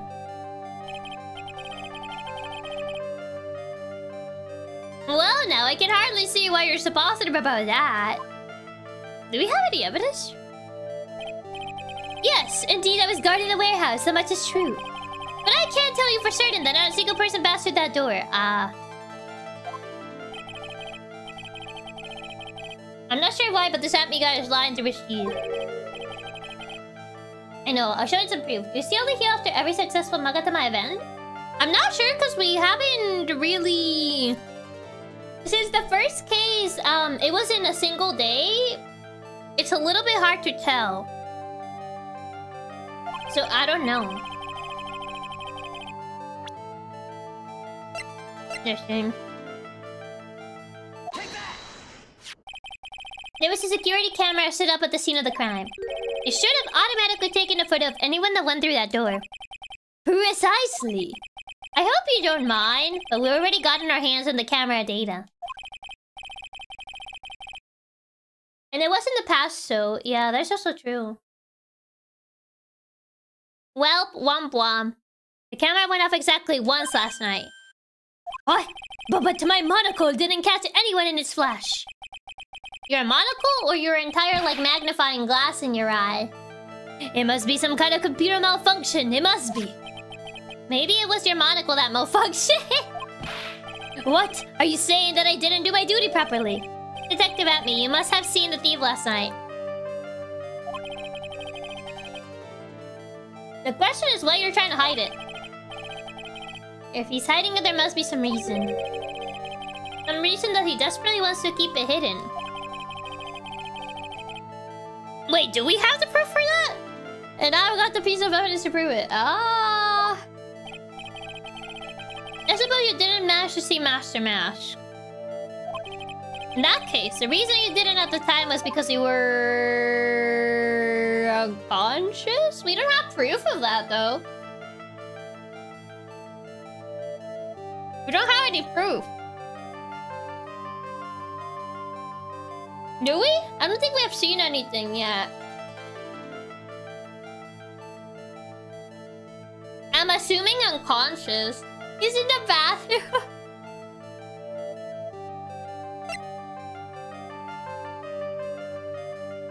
If I had to take a guess, it's probably this one because of the bent sword we found. Yeah, they didn't allow me to make a guess. Try to put your money where your mouth is, show me your evidence. Detective Atme, you were knocked unconscious by the thief, weren't you? Surely you must be joking. You think that I, Luke Atme, could be knocked unconscious so easily? I mean, the sword was bent. And Maya did test it on us, so... The sword proves it. I mean... I don't have proof that it was you who got whacked on the head, but I guess conjecture is gonna get you far. That's... Before the theft, the sword was in the hand of the statue of Ami Faye. Furthermore, at that time it was not Ben. He's the one that got bonged. Apparently. There's only one explanation. Sword may be fake, but makes for a really good bonking stick. You could still knock someone out with enough force. You were struck on the head and knocked unconscious by this sword. Well, detective, how about it? I'm impressed. You truly are an ace attorney. Title drop. Roll the credits. You said the thing. He just gonna take me as a giant bump on his head. True. There's no way that will clear up overnight. Is reactions proof enough? Yeah. I can't deny that there may be a small hint of truth in what you say. So you were knocked out when the thief first clobbered you. Clobber? What an ugly way of saying it, but I suppose you could put it that way. The coward struck at the precise moment that I turned to look at the computer. He really is like Yakuten Saiban. Yes. So you never noticed the thief had entered the warehouse? No, the coward must have wormed his way in through somewhere besides the door. Perhaps the air ducts or the sewer pipes. And my arch nemesis struck me on the head from behind with this gruesome item here. Ouch! Mr. Amy should have his forehead examined. You can say that again. How could he have underestimated the thief that badly? Well...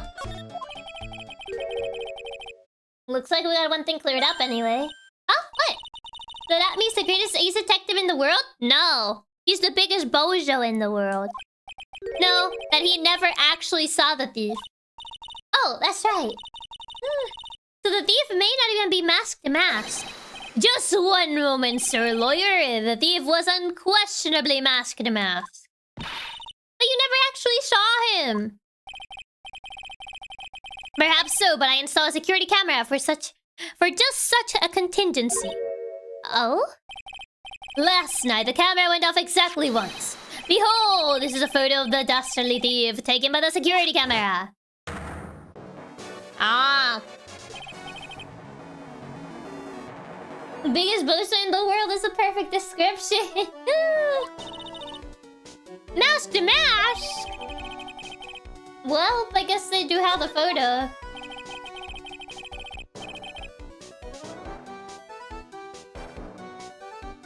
Wild assertion, but what if it's the wife? Like, what if it's actually the wife?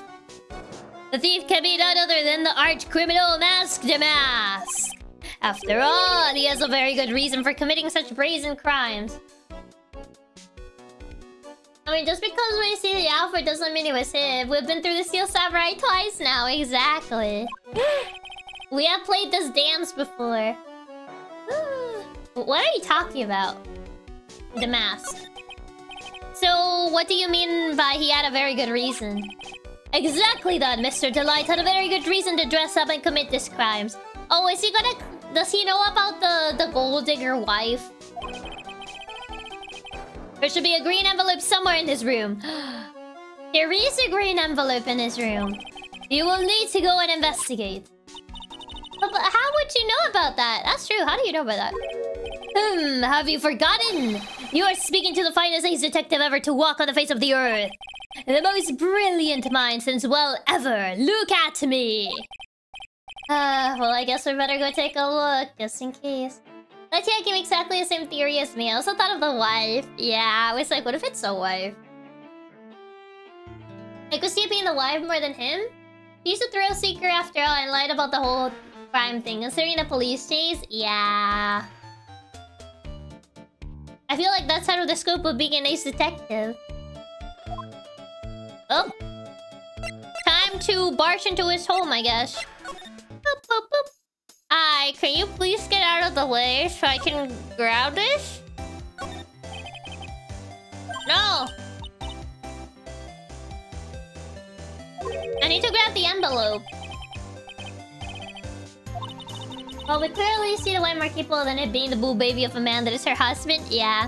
Why are these rolls of paper stuck in the trash can? Theft of the Nazarene Stone, the great albatross tragedy. Wait, albatross? Like the jail albatross?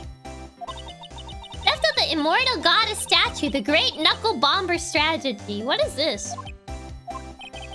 Did the police even investigate this place?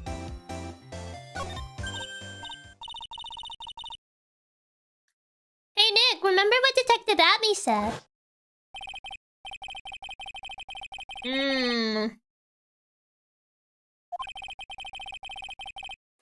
Albatross the bird, the person is Alcatraz. Oh, I got them confused. There should be a green envelope somewhere in this room. You need to go and investigate. A green envelope, huh? Looks like this is it. Why is it so neon green? We don't want your true identity revealed to the world. Come to KB Security at 1 AM on October 12th and bring 50,000. 50,000? This is a blackmail letter. Uh-oh. It sure looks like a major clue, alright. I love how the wife doesn't mind that we're looking at this when she's like right here. Oh, someone's at the door. I'll be right back. Won't take about a second, I promise. I love how, like, the letter's right there, and we were standing, like, right there next to her. We just opened the envelope, we just read it, and she's like, no reaction? No reaction whatsoever. Yeah, we're just going through your mail, but you don't care, sure. It's just that chill. Oh, thank you for coming. That's so nice of you.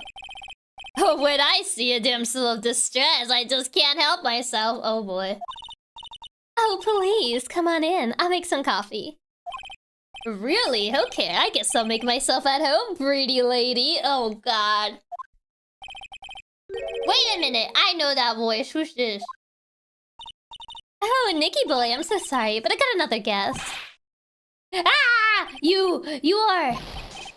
Larry! Oh, God. Nick, it's you and Maya, too. What a fluke. Ah, Larry! Oh, no. The butt. Of course, or no. When something smells, it's usually the butt. He's cheating on his wimpy husband with Larry? Oh, man, she really does like the pathetic man, huh? This is really her type. Like, first her actual husband and then Larry? This can't be a coincidence. I'm telling you, man. She likes them pathetic. She has a very particular type, it seems. Oh, what? You know each other? It really is her type. She found another pathetic man to date with Larry. At least that crosses out the gold digger part. Larry has not even half a set. That's true. I'd probably say that Larry is not pathetic enough to be Desiree's type. He needs to be a bit more pathetic. Is the wife gonna die or get arrested now? He isn't the best bringer. Good luck. Nicky boy. Nick, do you and this girl have, you know, something going on? No, she's married. Something? If you mean what I underestimated you, Nick. A gorgeous lady like this. And married too? Way to go, dude. Oh, God. I knew it. Just when things can't get any worse, it's time to cue in the butts. Larry. Oh, Chiaki's confirming the wife liking pathetic guys. Larry Butts, ever since grade school, he's been not exactly a close friend, but yeah, we know each other. Yeah. We are acquainted. New recruits, welcome. Also, Meep, thank you so much for being a member of Nailina for 1 month. Thank you. She's a married woman, Larry, and we're not a homewrecker like you. Exactly. Hey man, that was nice! That was your very first client! We've got quite the storied history, he and I. And what we used to say still rings true. When something smells, it's usually the butts. Ow. Ow. Hey, come on now, you're embarrassing me! And in front of this pretty little thing here! So, you two are childhood friends, I see. That's so sweet. You two go ahead and catch up on old times. I'm going to go check on my bike. Oh, okay. Nice girl, that Desi. So, how have you been, Nick?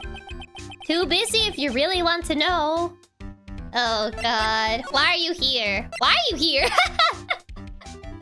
I said that as a joke, but it's actually one of the options. Why are you here? Why?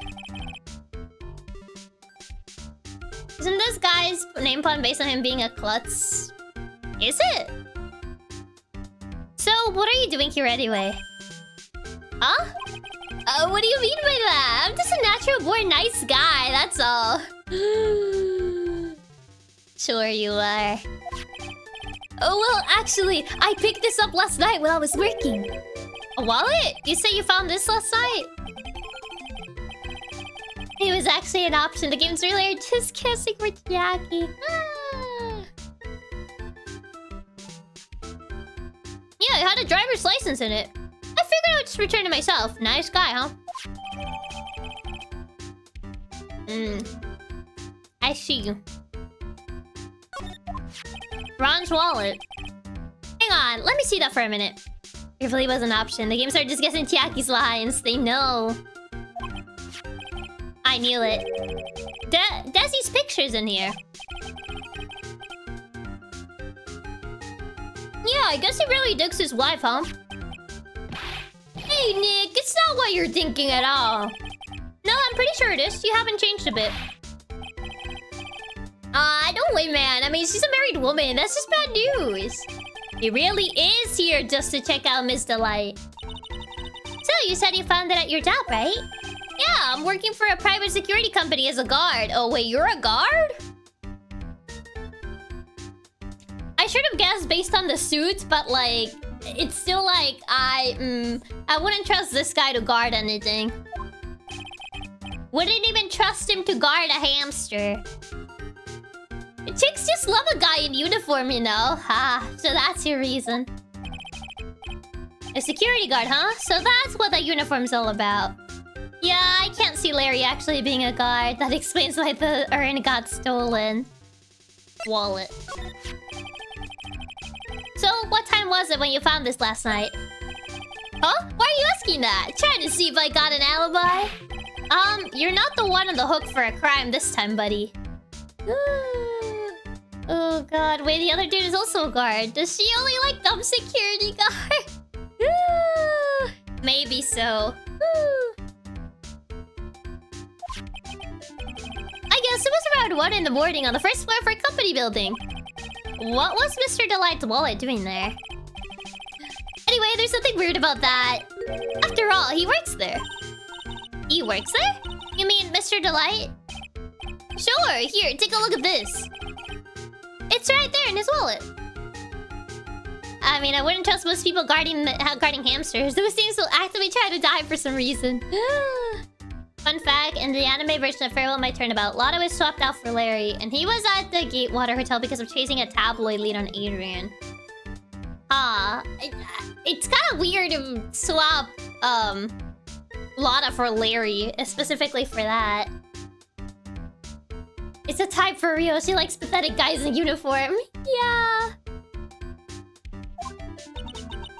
What's this card? It's a key card for the security company. See? It's got a serial number on it right there. There's no mistake about it. You said you're working part-time at a security company, right? That's right. Why are you making that scary face? Security company, huh? Something's not quite secured about Larry working there. Keep in mind, the only other parts of security guard in this universe are Mike Meekins and Mackie Bird. Yeah. Okay, apparently it's for a part-time job. Need to find out about it. Probably ask him at the detention center. I can't ask him. Okay. This blows. Okay,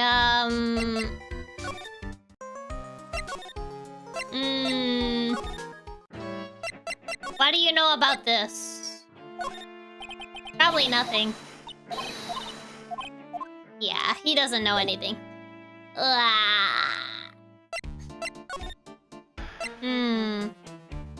Guess Larry's our only option. Yeah, doesn't seem like anyone else I can ask. So, you're sure about this key card? Yup, that's the key card we use at the building I work in. According to the serial number, this one is for the CEO's office. He's the CEO? You needed to get into that room, and every time you use that card, it leaves a record. Ron is the CEO? It leaves a record? I think the most impressive part here is that he's the CEO rather than it leaving a record. Yeah, it tells you exactly who entered the room and when. He directly protects the CEO. Larry, I need that data. Oh, slow down, man. Sorry, but that data is off limits to outsiders. CEO office, the guy was in such a high position. That explains as well. That explains how he has money, yeah. If I lose this job, I'll never have a chance with Desi. Didn't you say she's literally married? What's the company? Explains why he's rich. Yeah. It's times like these when I wish lawyers weren't so powerless. Opens the KB Security CEO office, leaves the record.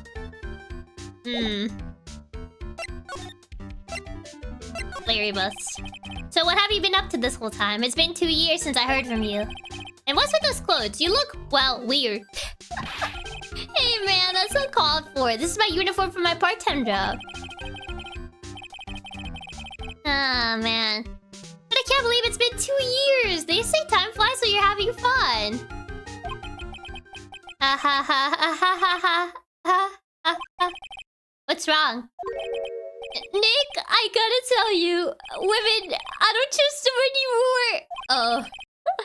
You got dumped again? Well, you know, Banter, I followed her all the way to Japan 2 years ago. That's where I met the famous Katie Tom and my whole life changed. Banter? Katie Tom? I've never heard of either of them.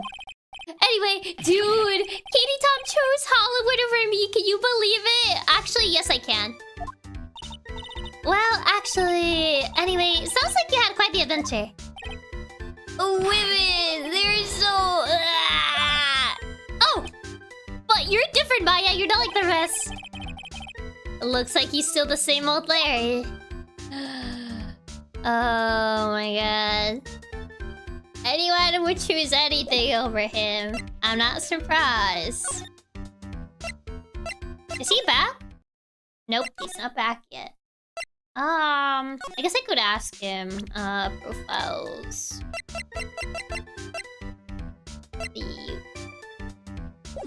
Oh wait, percent profiles. Larry, what about... Oh, he doesn't know anything about Ron? I thought he would. Considering he got his wallet, what do you know? I heard Larry's in the case. I know it's gonna be peak in no part due to him.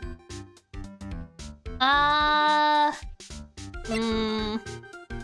who do you know about?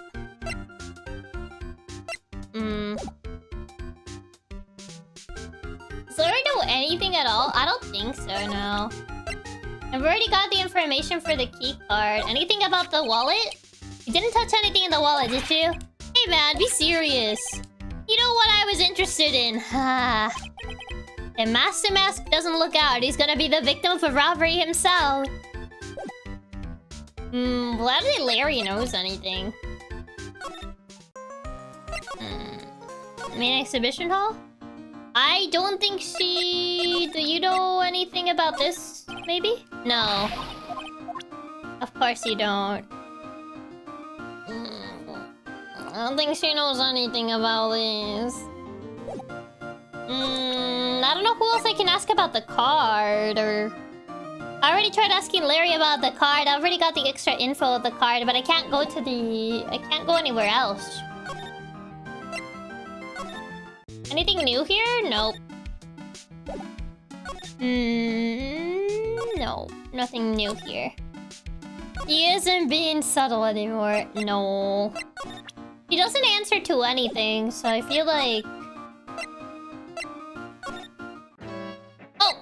Oh! Well, but I don't think you're gonna know anything about this, no. Yeah, he's kinda useless for this.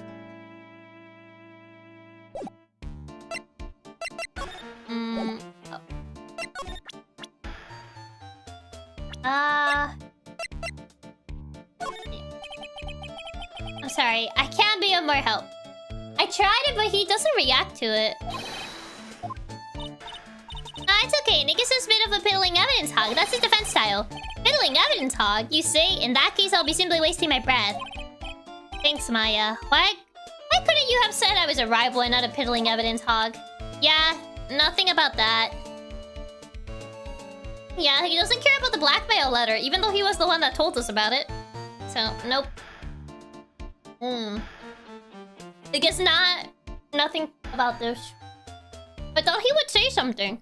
Here's the person who sent us to look for it. Yeah. So I guess he doesn't have anything to say about the envelope. I wanted to talk to Desiree, but instead there's only this bozo. Where else can we even go from here? I thought he would have reacted to the thing, but no. Shot in the dark, but show Larry the letter. I mean, I guess it's worth a shot, if anything. Hey Larry, what about this? What? If you got something to say, then say it already. Huh? A blackmail letter? You know anything about this? Why would he know? Oh, what? I don't know anything about Alexis, and that's the truth. Wait, Alexis? Huh? What? I can't believe you would do this to me. I thought you were my friend. $50,000. I don't have that kind of money. Who's Alexis? No, you don't understand. This blackmail letter was sent to Ron Delete. Phew! Man, you scared me. I almost had a heart attack, you idiot. Wait, I'm an idiot? Man, I was totally confused because it says KB Security right on the envelope. His workplace, yeah, true. Yeah, so what? That's where I got a part-time job. Yeah, the letter says KB Security, true. But what? Sounds like I should really find out more about this KB Security company. Maybe that should have unlocked the prompt yet. KB Security, the company in the blackmail letter. You know about it? That's where I work, yeah. In fact, I'm on the job right now. Huh? So what are you doing here then? Is this KB in a cob? No, is this KB? Well, the boss is away right now. You know what mice do when the cat's away. Yes. Anyway, how far away is this company? Let me see. About 30 minutes by car, I guess. Well, if you fly down the road anyway. Well, this apartment building is pretty close to Lordley Taylor, right? And it would take roughly an hour to go from here to KB Security and back. If Ron Delete was a KB Security when the robbery occurred, then... Whoa! Then he couldn't have stolen the secret urn! Oh, my phone! Hey, Nick, your phone! Aww. Hello, is this the right residence? Ah, Pearls! Where are you? Where you could actually get up to the stuff in the Ace Attorney memes. No, Pearl got lost! Larry's so loyal to his friends and all these girlfriends he follows around, but he sure has no loyalty to the institution of marriage. What? Give me that phone, Nick. But Pearly, where are you right now? I was walking along and I found myself in front of that person's office. That person? Ooh, the person who doesn't act his age and always says Savari when he's excited. Oh, that guy. Ah! Look at me, he's a detective. Okay, stay right there. We're coming to get you. Alright, I'm a little scared. Alright, let's go, Maya. Wait a second, Nick. What? That phone call just now, it sounded like real cute. She's 9! Shut up! Another one of your but oh my god. Say goodbye to Mr. Life for me, would you, Larry? Larry, shut up! She's like 9. Jesus. Does he assume every woman is like that? Mr. Nick, Mystic Maya! Really? I never thought I would see the two of you again. My god, is that the only thing that goes through Larry's mind? So is Mr. Ace Detective out of the office? Yes, when I arrived here. There there wasn't a single soul inside. Oh. Same, Nick. Doesn't it look like something's changed since we were here? The bag? I don't remember that bag was there. Forgive me, he never appeared the last game to meet. Oh, you mentioned it. I don't remember that bag being here. This bag? I'm sure it wasn't here before. It looks quite full. I wonder what could be in here. Hey, Nick! Come on! Open it up! Hey, wait a minute. We can't just open his private property. I think the sad part is that they doubled down on that trade of Larry and Ace of 36. Oh, God. Don't be such a fuddy-duddy. What does that mean? This is an important investigation. That's true, and truth be told, I have to admit I'm kinda curious. Well, what's in there? Hang on a sec, I'm taking it out now. Whatever it is, it feels kinda hard and smooth. The urn! Well, hello there! Ah! He's here! What are you doing, Sir Lawyer? I'm shocked to see a servant of the court. Ignoring the law so flagrantly. I'm really sorry, Maya made me do it. Nick, I can't believe you. A gentleman never uses a lady as an excuse for his poor behavior. The real question is, can you afford to waste time lollygagging about here? What do you mean by that? Perhaps I should make myself more clear. Tomorrow's trial. Savari, shall we say the figurative. Sir William will be dropping his underwear before lunchtime. Nick, it sounds like it's gonna be a really exciting. What are you on about? Tomorrow's trial? What's going to happen at the trial tomorrow that's so dramatic? Well, do you know what your biggest mistake so far has been, Sir Lawyer? It was becoming a lawyer in the first place. Someone who's old-fashioned, fussy, and conservative. Oh. That certainly does sound like a big mistake, Mr. Nick. Tomorrow will be a day to remember. I, Look At Me, will take the stand. And then Savari, my testimony will prove to be the undoing of the lot of you. His veiny eye. Yes, all of you will unmask you as the thieves' co-conspirators. Conspirators? Conspirators.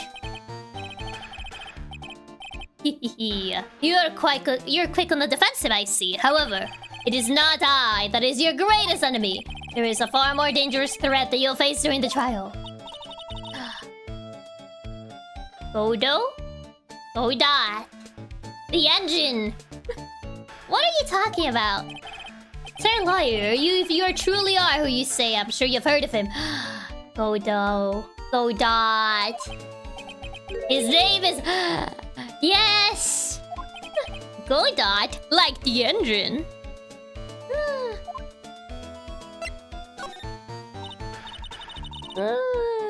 How were you using that comically large noise for earlier?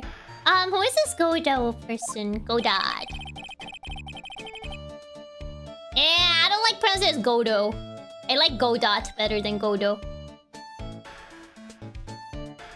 It's not surprising that a spirit medium has not heard the name of Godot.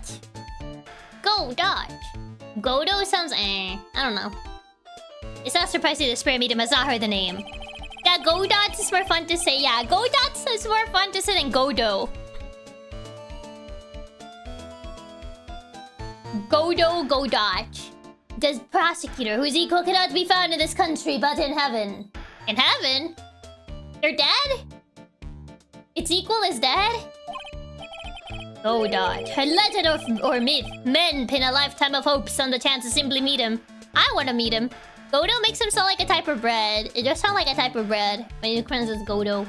Godo. Mia, no! Woo! Man, so only Mia could be his equal. Prosecutor Godot. Godo.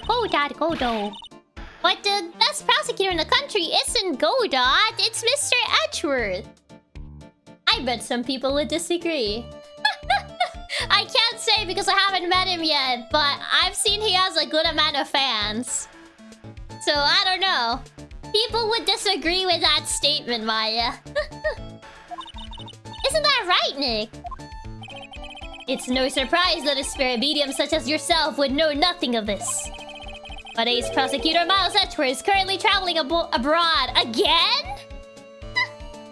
Didn't he literally just come back in the second game? He came back at the end of the second game and he's already traveling again. My god, Miles. Can't start that Godot. Just told him this to be funny. I only know of him through the funny mask.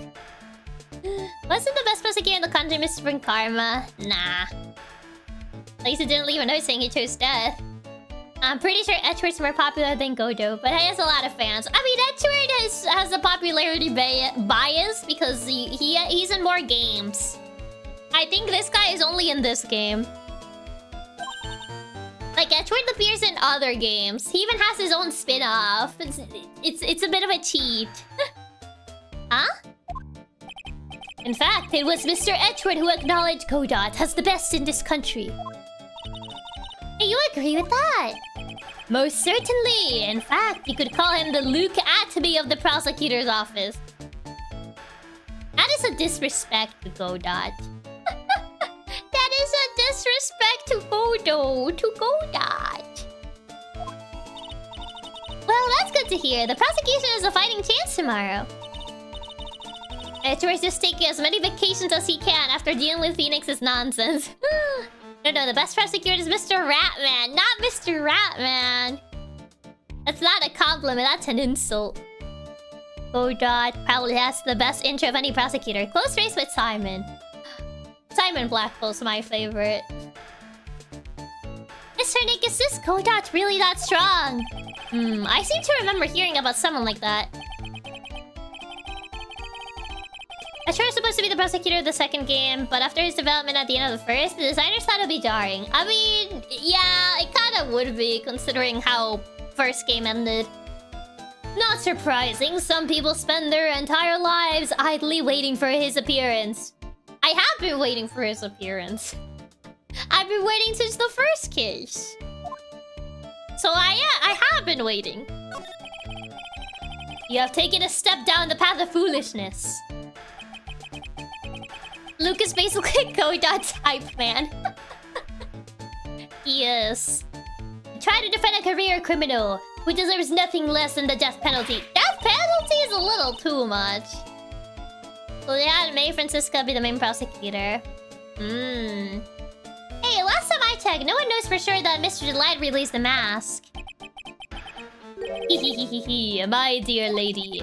Times may change, but people sadly do not. Well, you'll understand this when you're more mature.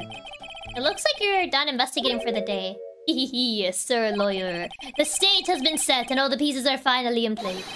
All that remains now is my big eye, which you can see the veins on. Is for the dance to begin. I mean, he's not doing a good job being a hype man if he's saying he's like him. A new prosecutor, an ace detective and a thief. This will be one tough trial.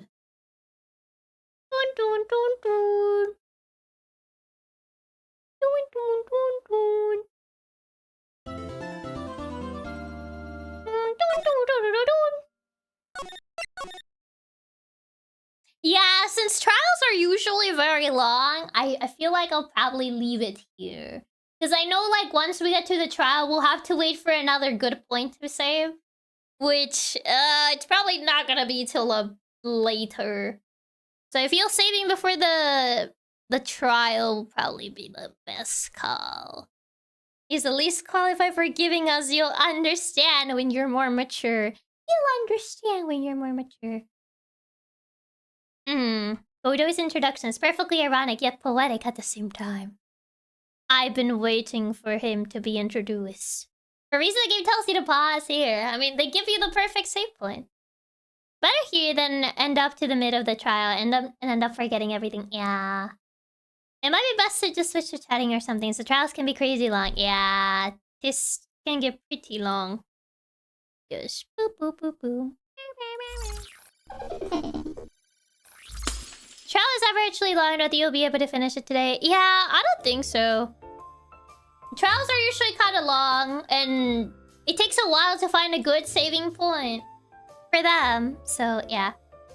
Luke has a very high opinion of himself. Comparing anyone to himself is the greatest honor they could receive as far as he's concerned. As far as he's concerned.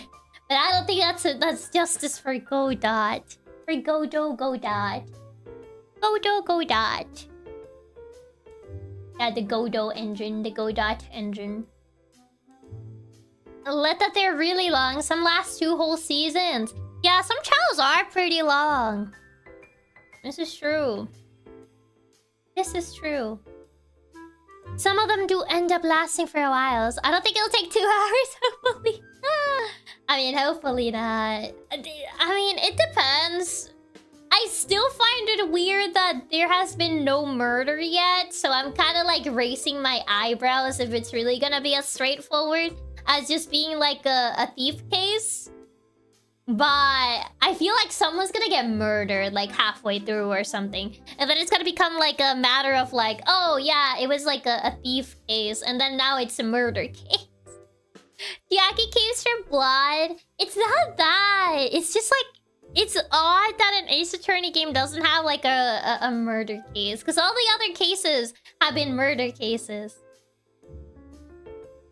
In this game, they're not too long. Besides the final ones, they're all more medium length or shorter, like the first one. I feel like there's gonna be a death like around the middle or end. Yeah, it does feel weird that it isn't a murder trial, so I'm still expecting Atmi or someone to die. I feel like someone is gonna die. I'm calling it. I'm calling it. Someone's gonna perish. I can feel it. Blackmail letter certainly doesn't bode well. Exactly. There's a blackmail letter too. Very suspicious. Jackie, I really thought the same things I did when I played this case. I was the whole time also like, there's gonna be a murder for sure. I just feel like there's gonna be a murder for sure. I don't think it's just gonna be like, oh no, it's just a thief case. You know, they just... The whodunit, who stole the urn, and that's it. No, this is Ace Attorney. It's going to be Larry that dies. I highly doubt they're gonna kill Larry off. Not anytime soon, I don't think. And I won't feel bad about it after the comment he made about Pearl. My god, Larry. But yeah, that's my guess. I feel it's gonna become a murder case somewhere along the way. It did not start as a murder case for once, but I feel it's gonna like devolve into one. I mean, he appears in the later Ace Attorney game, so I know Larry doesn't die. That is true. It's true. It's true. Thanks for the stream, Chiaki. Yeah. It just feels odd with the guy. We're defending being such a pushover. Like he's like, I'm the mask, but also I'm not. He is a bit of a pushover, yeah. This Big Boss Mayhaps it might take 1.5 to 2 hours. So an hour and a half or 2 hours. Allegedly. Allegedly. I guess we'll see next time. We'll see next time how long it takes to beat the trial. We'll see. We'll see. I don't know if they're that short. Does this game have 5 cases or does it have 4? I know game 2 had 4, but they were like way longer. So I don't know if this game has 5 or if it has 4 cases. Thanks for the stream, Chiaki. It was a lot of fun getting to go through this case. It's definitely a bit of an odd one so far since there isn't a death, but I'm excited to see more of it. Yeah, I'm curious how this game will develop. 5 cases. Okay, so we're back to 5. Okay. We're back to having 5 cases. I see. 5 kinda? 4.5? 4.5? How do you do 4.5? Thank you, Chiaki, for the stream. I really was waiting with anticipation what you thought of the case. I'm only slightly further than you, so it's fun enjoying it alongside you in a way. There's also that big reaction Ron had to seeing Luke. He looked really afraid of him. That is true. It's true, yeah. He did have an odd reaction to him. There should be 2 short ones, 2 medium lengths, and the long final one. I guess we're on the short ones. It seems there are 5, but one is shorter. I mean, number 1 we managed to finish in like 1 stream. So... and this one we're entering the trial section already. So the investigation part wasn't too long, at least for now. But there's still a lot of like things that haven't been resolved. So who knows? Who knows? I guess we'll see. We shall see. We shall see next time. Yeah, this is a really fun stream. Yeah, I had a lot of fun. Thanks for the stream, Chiaki. It was a lot of fun. I'm excited to meet Godo next time. Godo Godot. I like calling him Godot rather than Godo. Because when I think of Godo, I think of bread. So I would much rather call him Godot, even if that's not like technically how you say his name. I think Godot sounds more fun than Godo. When I think of Godo, I think of bread.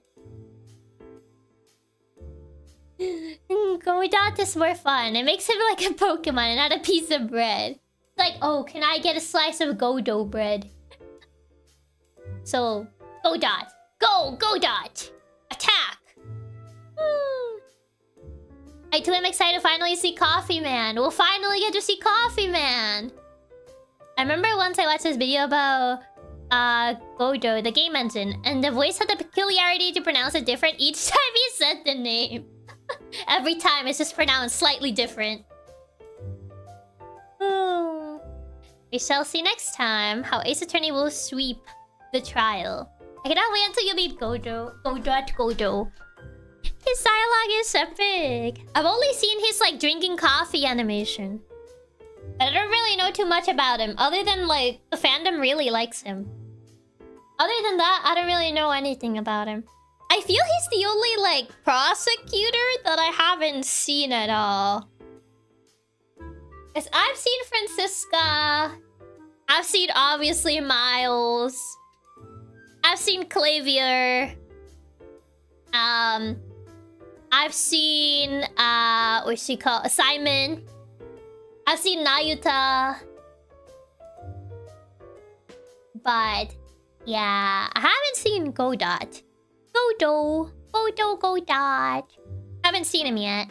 I think he's the last prosecutor from these games you have to meet. Yeah, because I've seen all the others. I must say, between the 3 attorneys, he's definitely above or same level as Edward and how iconic he is. I mean, for me, Simon Blackwell is iconic, but that's just because he's my favorite. Oh wait, the other guy, the literal like edgier Miles Edgeworth. God, I forgot his name. The what's it called? The guy that like hates all the Japanese people. God, I forgot his name. Van Zeeks, yes, that guy, Van Zeeks. I just remember that he hated Japanese people because that was like his entire like thing. And him throwing wine. Edgier Edgeworth, yes, he's the edgier Edgeworth. Van Zeeks. The Edgeworth guy can be edgier. Oh, Van Zeeks is way edgier than actual normal Edgeworth. Yeah. It's such a wild line. I mean, it's literally like his entire thing. He has like an entire plot. He has like an entire plot line about it. Without going too much into the details, he has an entire plot line about that. That's like, he has an entire character arc dedicated to that. If you play Great Ace Attorney Chronicles, you'll get it. Burn Vince's the leg objector. Yeah, he just like puts his leg up in the desk. He throws his wine cup. And Zeeks is probably the most interesting prosecutor out of all of them. He is I feel like he felt like too much like Edgeworth to me. He felt like an edgier Edgeworth. Like, I feel like other prosecutors have something that like stand out for me, but he feels just like an edgier Edgeworth. At least when I played the first time through like the games. That's the impression he gave me. You recommend playing Apollo Justice or Great Ace Attorney Chronicles first? I would say they're different in terms of vibes. Greatest Attorney Chronicles is like more separated from the, I guess from the canon, than Apollo Justice is. Those two, I mean, to be fair, you can kind of play the rest of the Apollo Justice games without playing Apollo Justice, just because the story of Apollo's narrative is very all over the place. So you can play Chronicles. Chronicles is like its own isolated thing. The way what stood out was his hate for the Japanese. It's his entire character arc. That's the thing. I would say to play Apollo first, since it's a continuation of the trilogy. If you have played the trilogy, I would say Apollo Justice. If you wanna, if you play the trilogy and you want more of like the main narrative, then I would say Apollo Justice. If you want something that's separated, then I would say Chronicles. Because Chronicles is its own thing. I would say he was more of a grumpy Edgeworth, but certainly had one of the most interesting character stories. I mean, I feel like the one that for me felt like she could have had a better story is probably Franziska. I don't know why Franziska feels a little underdeveloped for me. I feel she gets more development in investigations, funny enough. Rather than like her own game. Because she appears in the first investigations game. And I feel like she kind of gets a little bit more development in investigations than what she gets in her own game. Which is kind of sad, honestly. Basically, Chronicles are two games that go hand in hand together. Basically, the second game is a direct sequel from the first. I mean, Chronicles is two games bundled together, but yeah. Edward hasn't really been edgy since Ace Attorney 1, and certain moments in Justice for All. Yeah, essentially. He had his moments, but after that, it's kind of like... he calms down. He's too busy traveling. Ever since Ace Attorney 1, he's too busy traveling. He comes back in Justice for All for a little bit, and then he travels again. I dislike they took away Franziska immediately in the final case of 2. I get what they were going for, but she could have been for the first trial. Yeah, it's just like, oh yeah, it's Edgeworth again. Like, this was supposed to be Franziska's game, and I felt like she was the most underdeveloped prosecutor we got. I mean, the people could argue about Nayuta, but I feel even Nayuta had more of a character arc than Franziska did, to be fair. I know a lot of people forget about, like, Nayuta and stuff, but... yeah, I feel like Franziska kind of, like, suffered the most of, like, being the most underdeveloped prosecutor. Edger had a bunch of money and time to spare, so he's going on every cruise trip she can. Every cruise trip he can afford. Her Chronicles of Strange is supposed to be one game, but was split because it was too big. Yeah. His was a big game. Franziska should have gotten her development by being the person to stall the assassin instead of win. Yeah. Yeah. They had to do the Von Karma curse. You know, her dad already got shot. She had to get shot. Now it's Edgeworth's turn to get shot. Because he was raised by Von Karma, so he has to be part of the Von Karma family tradition of getting shot. What? I mean, Manfred got shot. Franziska got shot at Ace Attorney 2. Edgeworth hasn't gotten shot. I know a lot of people like Fran, but I do agree that she's probably the weakest of the prosecutors so far. Since she's just Von Karma 2.0 for most of the game, and her redemption is just Edgeworth 2.0. Well, he does get bonked. It's not the same. Looking at the good side, Franziska didn't take a 6-month vacation like her dad. Actually, Miles getting shot also makes sense to follow his own family traditions, since his father was shot too. Oh, God, he has it on both sides. Both the adoptive family and the blood family. Edgeworth got shot at twice, and then the guy jumps out of a boat to confuse him. Goes for the confusion tactic. They could have had Edgeworth for day 1, and Franziska come back for day 2. Yeah, but I don't know. I feel like the final trial should have had Francisca. Like I get it, like Edgeworth and stuff, but I don't know. It's a good thing that Miles didn't follow the tradition. Just before his father got shot, yeah. Also, Roa! Welcome, welcome! Roa and Cool Kids. Hope you guys had a good stream. What were you guys up to? What were you guys up to? We're just chatting. But yeah, for the people that don't know me, Chiaki Katsumi, the powerful and tubular Maine Coon hacker. We just finished playing Ace Attorney, so we're just chatting. Chiaki, hello. Hi, hi. Hello. Hope you got a good stream, Roa. Mystery Dungeon. Ooh, Mystery Dungeon is a lot of fun. So Mystery Dungeon from Arya, and I hope your stream has been going well. Thank you. Hope you have a good rest of your night, Roa. Thank you for stopping by. I honestly feel like it would have worked better if it was Edgeworth and Fran against you in the final trial, so that you felt extra pressure. Yeah, that could have also been good if it was actually both of them. It just feels really underexplored Francisca's arc. She was only for 2 cases and barely had an appearance in the final. Yeah, I feel that. I mean, they do say the second game was like the more experimental of the two, which I can definitely see that. I can definitely feel like the Justice for All is like the more experimental of the trilogy. It's like the, oh, we're gonna throw a few ideas and see what sticks. You know, that's kind of like how Justice for All felt for me.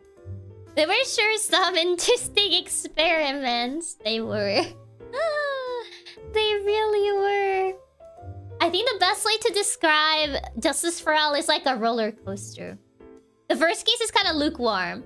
The second one, I would say it goes up a little bit. The third one, it plummets down to the ground because it's the circus. And then the fourth one, it goes up high again. That's essentially how Justice for All is. Deal with a prosecutor that also had their own co-counsel would have been interesting. It could have been interesting. The big top really does make it plummet and come crashing down. Exactly. That's how I describe I describe Justice for All. Yeah, 2 great cases and 2 awful ones. Yeah. Yeah. Because I feel the first case was kind of like, eh. It's kind of like, whatever. And then the second one, it's like, oh, this is interesting. And then the third one's like, all the way down. And then the fourth one is up again. It's a roller coaster. That's why I say Justice for All is the experimental game. I do agree. Second game is a big experiment. It does have its good sides, but there's many arguments which are very far-fetched. I feel one of the only one which like TikTok. I don't like TikTok. I don't like TikTok. I would say it's more 1 great case, 2 lukewarms, and then 1 terrible one. Yeah, that's kind of like... Justice for All's got some good highs, but very deep lows. That's the thing. It has like highs, it has like good highs, but the lows are pretty deep. So it's like, you know... I like 2-3 more than I did originally, but 2-1 is my least favorite type of amnesia. 2-1 is... I don't know, I'm very indifferent towards 2-1. I'll be entirely honest. 2-1 was very, like, whatever for me. I would say so far it has been my least favorite 2-1. Like, my least favorite first case. Like, the first game, I feel it was serviceable. Like, the first case is serviceable. It's basic, but it's serviceable. It gets the job done. Introductions. It's your first time playing this game. It gets the job done. 2-1 is kind of like, it's kind of, oh, whatever. It's there, I guess. And then, like, 3-1, I think it has been the most interesting so far. Out of, like, the first cases. Yeah, it does that the third case was as bad as people claim. Those doubts were shattered by the end of it. I was like, it can't be that bad. And I was like, never mind. It really can't be that bad. 2-1 was just there. 2-1 just feels like it's just there. It's like, it's my least favorite favorite first case, I would say. From the trilogy. From this trilogy. That bad? It's... yeah, it's a very whatever case, I feel. I did like 2-1. They certainly introduced more mechanics than 1, and I felt more involved, although it was pretty disconnected. I feel 2-1 in comparison, like, obviously the first case in the first game, it needs to be basic enough that it doesn't overcomplicate the player. So 1-1 is like, it makes sense that it's simple. 2-1 is kind of like, okay, I mean, I guess. It's very whatever. 2-2 was good. I like 2-2. 2-3, and 2-4, I like 2-4. I like 2-4 and I like 2-2, but 2-1 and 2-3, yeah. 2-3 is the worst offender in this case. 2-1 has the amnesia in Wellington, but Mackie and Gum should bring it back to being decent. 2-1 felt kind of gimmicky because of the whole memory loss thing. Yeah. More than memory loss, I will call it brain cell lost. Because I feel ever since that memory loss, Phoenix did not just lose his memory, he lost some brain cells too. I feel like they tried too hard to make him like, haha, he's a himbo now. Like, I feel like in the first game it made sense. Because he was like a newbie, but in the second game it was just like, look at him, he's like, he's being dumb, isn't this funny? Like, he's being dumb. Like, I feel he actually lost brain cells. Rather than just his memories. 2-1 doesn't really tie into the bigger picture. 3-1 seems to be setting up for something bigger. Yeah, which is why I found 3-1 the most interesting out of like the first cases. I like 2-2, but some of the arguments were as dumb leaves his logic as the flying statue in 3. Oh yeah. Like 2-2 is not perfect, but it's on the better cases of that game, I would say. If you get hit on the head hard enough to forget anything, you literally loosen up brain cells. He was so pouty with his not boyfriend. Oh god, he was acting like a toxic ex. During that entire game. How could you leave and not say anything? You must not speak his name. I was just like, Jesus.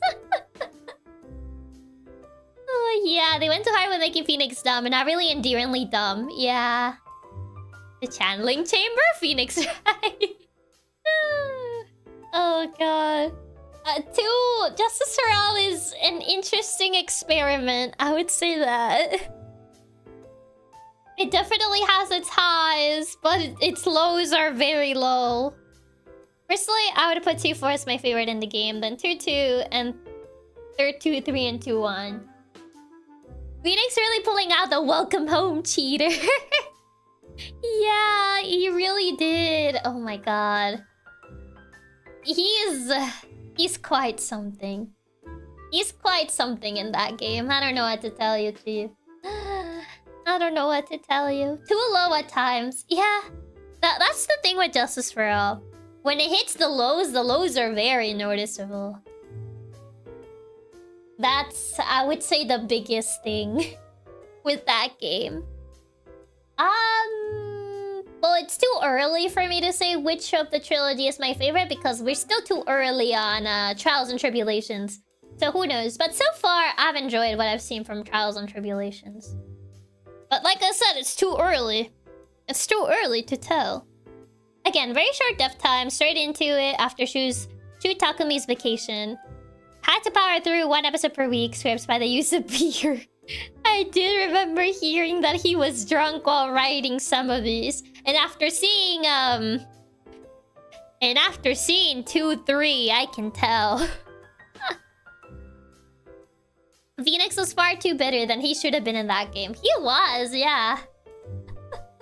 I still love the first game the most, but the third is just as good from what I remember. I see. Yeah. I can't say what my final verdict of my favorite of the trilogy is, because we need to finish Trials and Tribulations first before I give my final verdict. I feel like your placement will be something like third being your favorite, then first game. Last position second. I don't know. We'll see. I like the first game. So, as of right now, well, the first game is on top, and obviously this one... Justice for All is... An experiment. I still can't get over the fact that Shu said Big Tub was his favorite, since I hate the way it was done so much with the reveal of the cape and the bus being hidden on the wheelchair. Yeah. I was just like, oh no. Not like this. Anything but this. I'm sorry, Shu Takumi. I cannot agree. I cannot agree with Big Tub being your favorite. I can't. I must disagree. I must politely disagree with your opinion, sir. But I can't agree. No matter what, I cannot. First game Mr. Von Karman, his funny overreactions expressions. I mean, first game gave us Manfred and his demonic objection voice. Which I did not expect him to sound like that, and that was terrifying. How would you rank the first two games of the trilogy with Apollo Justice games and Great Ace Attorney Chronicles? I mean, I love Dual Destinies. With all its flaws. With all its flaws and mistakes, I love Duo Destinies. I'm sorry. That one is... Well, I feel like that one would always be top for me. Even as flawed as that game is, because I admit it's flawed. It's very much flawed. I love Dual Destinies. But I would say Ace Attorney 1 is pretty up there. I did like Ace Attorney 1 quite a bit. Dual Destinies had a really weak final antagonist, but I like the journey. I like the journey. It definitely has its moments where it's not so... You know, it could have been better. Where times could have been better. Dual Destinies might be a mess, but it's my mess. But it's her mess, exactly. It's my mess. Both are good in their own way. Exactly. It might have its moments. The end justifies the means is probably gonna be like tattooed in your mind by the end of that game. But I had fun with the journey. And at the end, that's what matters. Enjoying the journey. I mean, sometimes the highs makes more than up for its lows. And every time I hear the end justifies the means, I see his stupid face in my brain. If you know, you know. If you know who it is, you know. If you've played Dual Destinies, you know who I'm talking about. And every time I hear that phrase, I see his stupid face in my brain. But if anything, it's a fun game. I enjoy the journey. As flawed as it is. I remember you crashing out during the Rise of the Ashes because of the end justifies the means. I was like, no, not that phrase again. Anything but that. Oh god, anything but that phrase. No, stop it. Not that stupid face. Oh god. Not that face. Oh, I hate it. Oh god, I still remember his sprite. The fact that you can actually do his face with those emotes. I'm really curious his stupid face you mean, as I haven't played Duo Destinies. It actually looks like him, it does! The fact it actually looks like him. I played Duo Destinies, but I forgot who that is. Good. Oh god. When I see those emotes, I immediately just thought of him, and I was like, oh no. Oh no, not him. I hate how accurate that is. I didn't think you could make his face with the emotes. Yeah, I didn't think you could make his face with that. What even? Like, it actually feels like him. What? Crazy concept. Is it such a hated character? I personally hate him. I have a personal vendetta against that man. Like, every time I see him, I get angry. He gives me a visceral hatred. So yes. I personally dislike him that much. But it also has a really funny, it has a really funny DLC case because it has the Orca case, and I love the Orca case. It's so dumb and silly. I love it. Dual Destinies introduced the Orca case. Therefore, I forgive it for all its sins. Because Orla Shipley exists. Because without Dual Destinies, Orla Shipley would not exist. And Orla's such a silly looking creature. It's a silly little guy. Therefore, I will forgive its sins just because it gave me Orla Shipley. The Studio Bones anime cutscenes were also so good. Yeah, the cutscenes were so good in that game. I love looking at the cutscenes in Dual Destinies. It was like, wow. They probably see he repeats that phrase ad nauseum. He does. That's why, like, it's... Every time I hear it, I get a visceral reaction. Every time I hear the phrase, the end justifies the means, I see his stupid face in my brain. I just instinctively associated with him. I can't associate it with anything else. Just because of how much he says that phrase. He says it so much, it's tattooed in my brain. He says it so much, it really gets stuck in your head like PTSD. It does. Have I ever playing Dual Destinies on stream? I've contemplated it. But I don't know how interesting it would be since I have replayed the game a couple times already. I've seen the cutscenes in Dual Destinies are incredibly good. They should use them again if they decide to continue the series with another game. I don't know if they will, like, hire the same studio, to be fair. But I really like the cutscenes in Dual Destinies. They're very nice. Kind of crazy that they were able to make these cutscenes still look good on the 3DS. I'm eating the hay. Have to get up early tomorrow for my trip. Hope you have a nice rest of the day and take care. Have a good night, Ark. Thank you for stopping by. But yeah. Orla Shipley. I'm so sad. I don't have the DLC because Capcom took it away from me. I guess I'll have to buy the Apollo Justice trilogy so I can have this DLC again. Because I had it on my iPad until Capcom stopped giving support to Ace Attorney on the iPad. I had the DLC with all the cosmetics and with the DLC case, and now it's gone. Because Capcom decided to pull the plug on the mobile support. And I'm like, ah. And now I can't play it on my iPad anymore, and it makes me sad.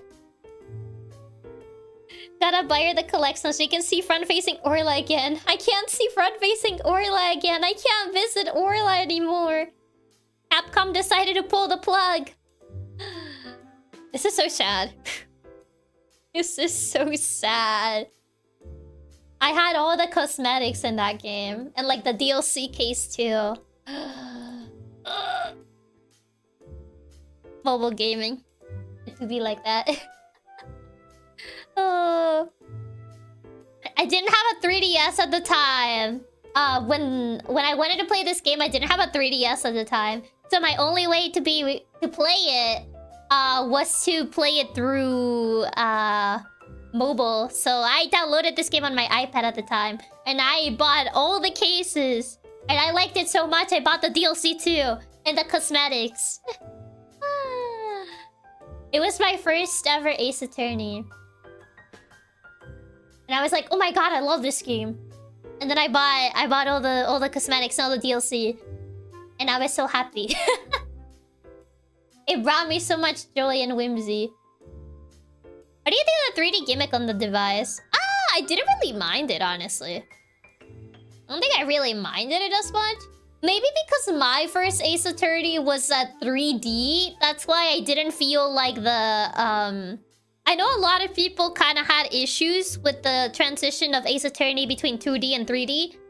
I think in my case, I didn't have that issue because my first Ace Attorney game was a 3D one, which is Dual Destinies. So when I went back to play the 2D ones, I was like, oh, I'm fine. Because I already played the 3D ones, so... I think for me, I didn't have that whiplash like a lot of people did. Because my first game was one of the 3D ones. I'm really so sad because they didn't have to remove the mobile support like that. They could have just made it offline. I know! They could have just done that. Starting with the 5th game in the series is definitely a way to first experience the series. But more power to you for still liking it. Yeah... I started with the 5th. And then I went to the 4th one, which was Apollo Justice. Apollo Justice was my 2nd game. And then I went... Spirit of Justice... Investigations... And after Investigations, it was Chronicles. And now the trilogy with you guys. I played them in a weird order. Essentially, I went like 5, 4, 6... 6 Investigations, Chronicles, and then the trilogy. Actually, mobile support is not as easy as just let it be offline. Many times the OS changes and the devs are forced to make updates for the apps. Man, that really is funny how weird of an order you played it in. Yeah, I played it on a weird order. For me, I never felt the Ace Attorney whiplash like other people. I started with the first game for the DS, but when I saw the 3D graphics, it was super good. I mean, it's different, so... I can see how the whiplash definitely impacted some people. Because it is different. It is absolutely different. But yeah, since I started with a 3D one, for me, it was just like, oh yeah, I've seen this before, so it's kind of like... The only game I've had whiplash with for 2D to 3D is the Zero Escape games. 5, 4, 6, Investigations 1, Chronicles, and finally the OG game. Still need to play Investigations 2 and Layton. Yeah, I still need to play the Layton one. And Investigations 2. And then I would have played them all. And hopefully by that time, Capcom announces Ace Attorney 7.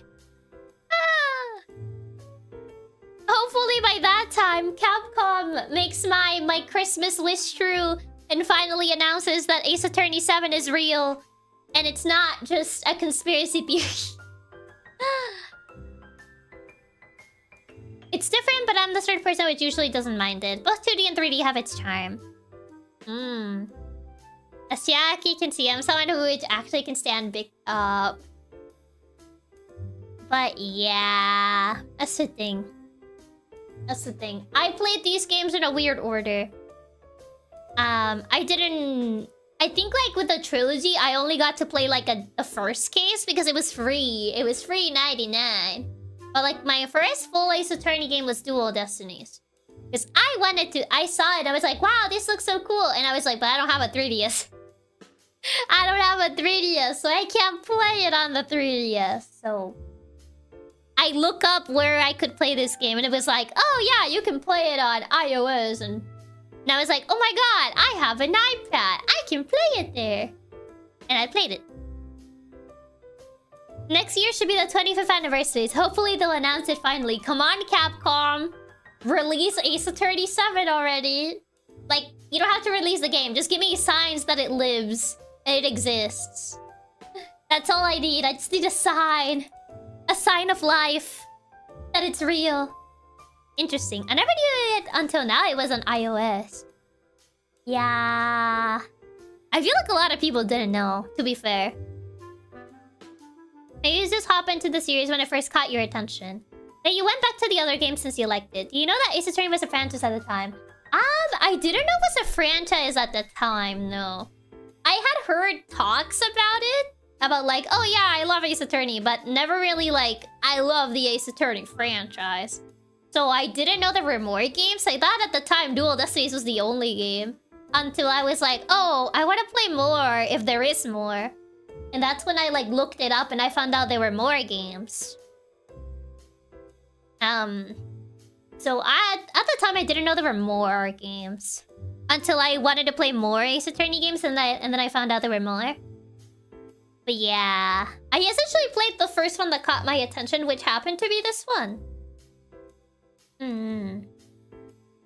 You have to play every game up until Ace Attorney 6. I mean, I've played almost all of them. I played almost all the mainline games. I need to finish this one. And then I would have played all the mainline games. This Investigations is technically a spin-off. And same with the crossover. A lot of DS 3DS games got iOS ports back in the day. For me, I'd only had beaten the first game and done the first case of second game, but I barely knew English, so it was a struggle. Then I hopped directly into the play in the first Apollo. You haven't played Investigations 2, so at least you still have Pika ahead of you. Up there with The Greatest Attorney 2, but I like the final case better. Yeah, I always heard of Ace Attorney as being one game and didn't realize it was a huge series. Yeah. That's essentially how I heard about it as well. And then I ended up going like backwards into like other games. I was like, oh, I want to play the other games. That's how I got into it. I mean, to be fair, I feel most people don't get into a series by playing the first game. Usually you end up finding like, I guess the most recent game at the time that there is, and then you like go back or go forward and play the other ones. Is the gameplay different for Ace Attorney Investigations games? It's kind of different because you play as Edgeworth. So, it is a little bit different. And after mainline games, you left Investigations 2. And the Phoenix Layton game, which I'm excited to watch you play. Yeah, I do want to like stream them someday. Because I own Investigations 1 on the DS, but I would need to buy the duology to be able to play the second one. Which I do want to get. I do want to buy it. Yeah, usually people just start what everyone just released, and then if they liked it, they work backwards. I also am probably gonna buy the Apollo Justice trilogy, even if I technically already own all the games. Because I can't play Dual Destiny. I can play Dual Destinies on my 3DS, but I don't have the DLC. Orla's not there. And if Orla's not there, then I'm not happy. I still love Dual Destinies, but I miss my cosmetics and I miss Orla dearly. I did manage to snatch Dual Destinies before the eShop closed. But I won my DLC back. So, yeah, I'll probably still buy the Apollo Justice trilogy. Even if I technically own all the games already. Because I own Apollo Justice physically. And I own Spirit of Justice and Dual Destinies digitally. Dual Destinies has not been released as a bundle. It has. It's included in the Apollo Justice trilogy that got released. So, it's already on a bundle. Gotta get the DLC back. Yes, I gotta get my DLC back that Capcom took away from me. Even after I paid for it already. Like years ago. But I can't even access it anymore. Capcom pulled the plug on it, so I can't even have it. I can't have it. I can't have it anymore. I got into the Nier Drakengard series with what essentially is the 4th game at a time. With the OG Nier and then work backwards. I see. But yeah, it'd be like that. But we can't like transfer you the DLC or something. Yeah, it'd be what it'd be. It's fine. I'll just buy the Switch bundle with the 3 games. Just so I can have the DLC again. Luckily, every game except Layton's readily available on Switch. Yeah, it's essentially just Layton. I can't have it anymore. I need to go buy it again. It's fine. It's okay. I will live. I'll just get around to buying it someday. When I remember, I guess. But yeah, I said I would call it like a while back, but then I got distracted chatting. So it ended up being 4 hours again. I guess it's just tradition for all streams to be 4 hours. Originally, I was gonna cut it short earlier, but then we got distracted chatting, so... Let me see, who can we raid? I'm glad we got this bundle. Some games still weren't officially localized until those games came along. Yeah, especially Investigations too. That was not officially localized. So I'm glad people actually get a chance to play it. Like, officially. There's a couple people live.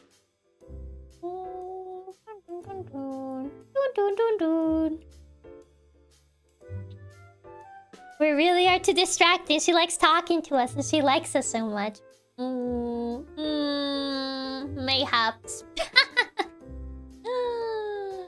But yeah, hope you guys have a good rest of your day, night, afternoon, whichever time it is for you. And I shall actually see you tomorrow. We have the rare Wednesday stream tomorrow. Very, very odd, very peculiar. But yeah, I have something on Thursday, so we have a rare Wednesday stream tomorrow. Yeah, hope you guys have a good rest of your day, night, afternoon. Whichever time it is for you. And I shall see you next time. And before I head out, don't forget the most important part, which is to stay tubular. Yeah, okay. Bye-bye. Bye-bye. Ciao. Goodbye. Bye-bye. Bye-bye. Bye-bye. Bye-bye.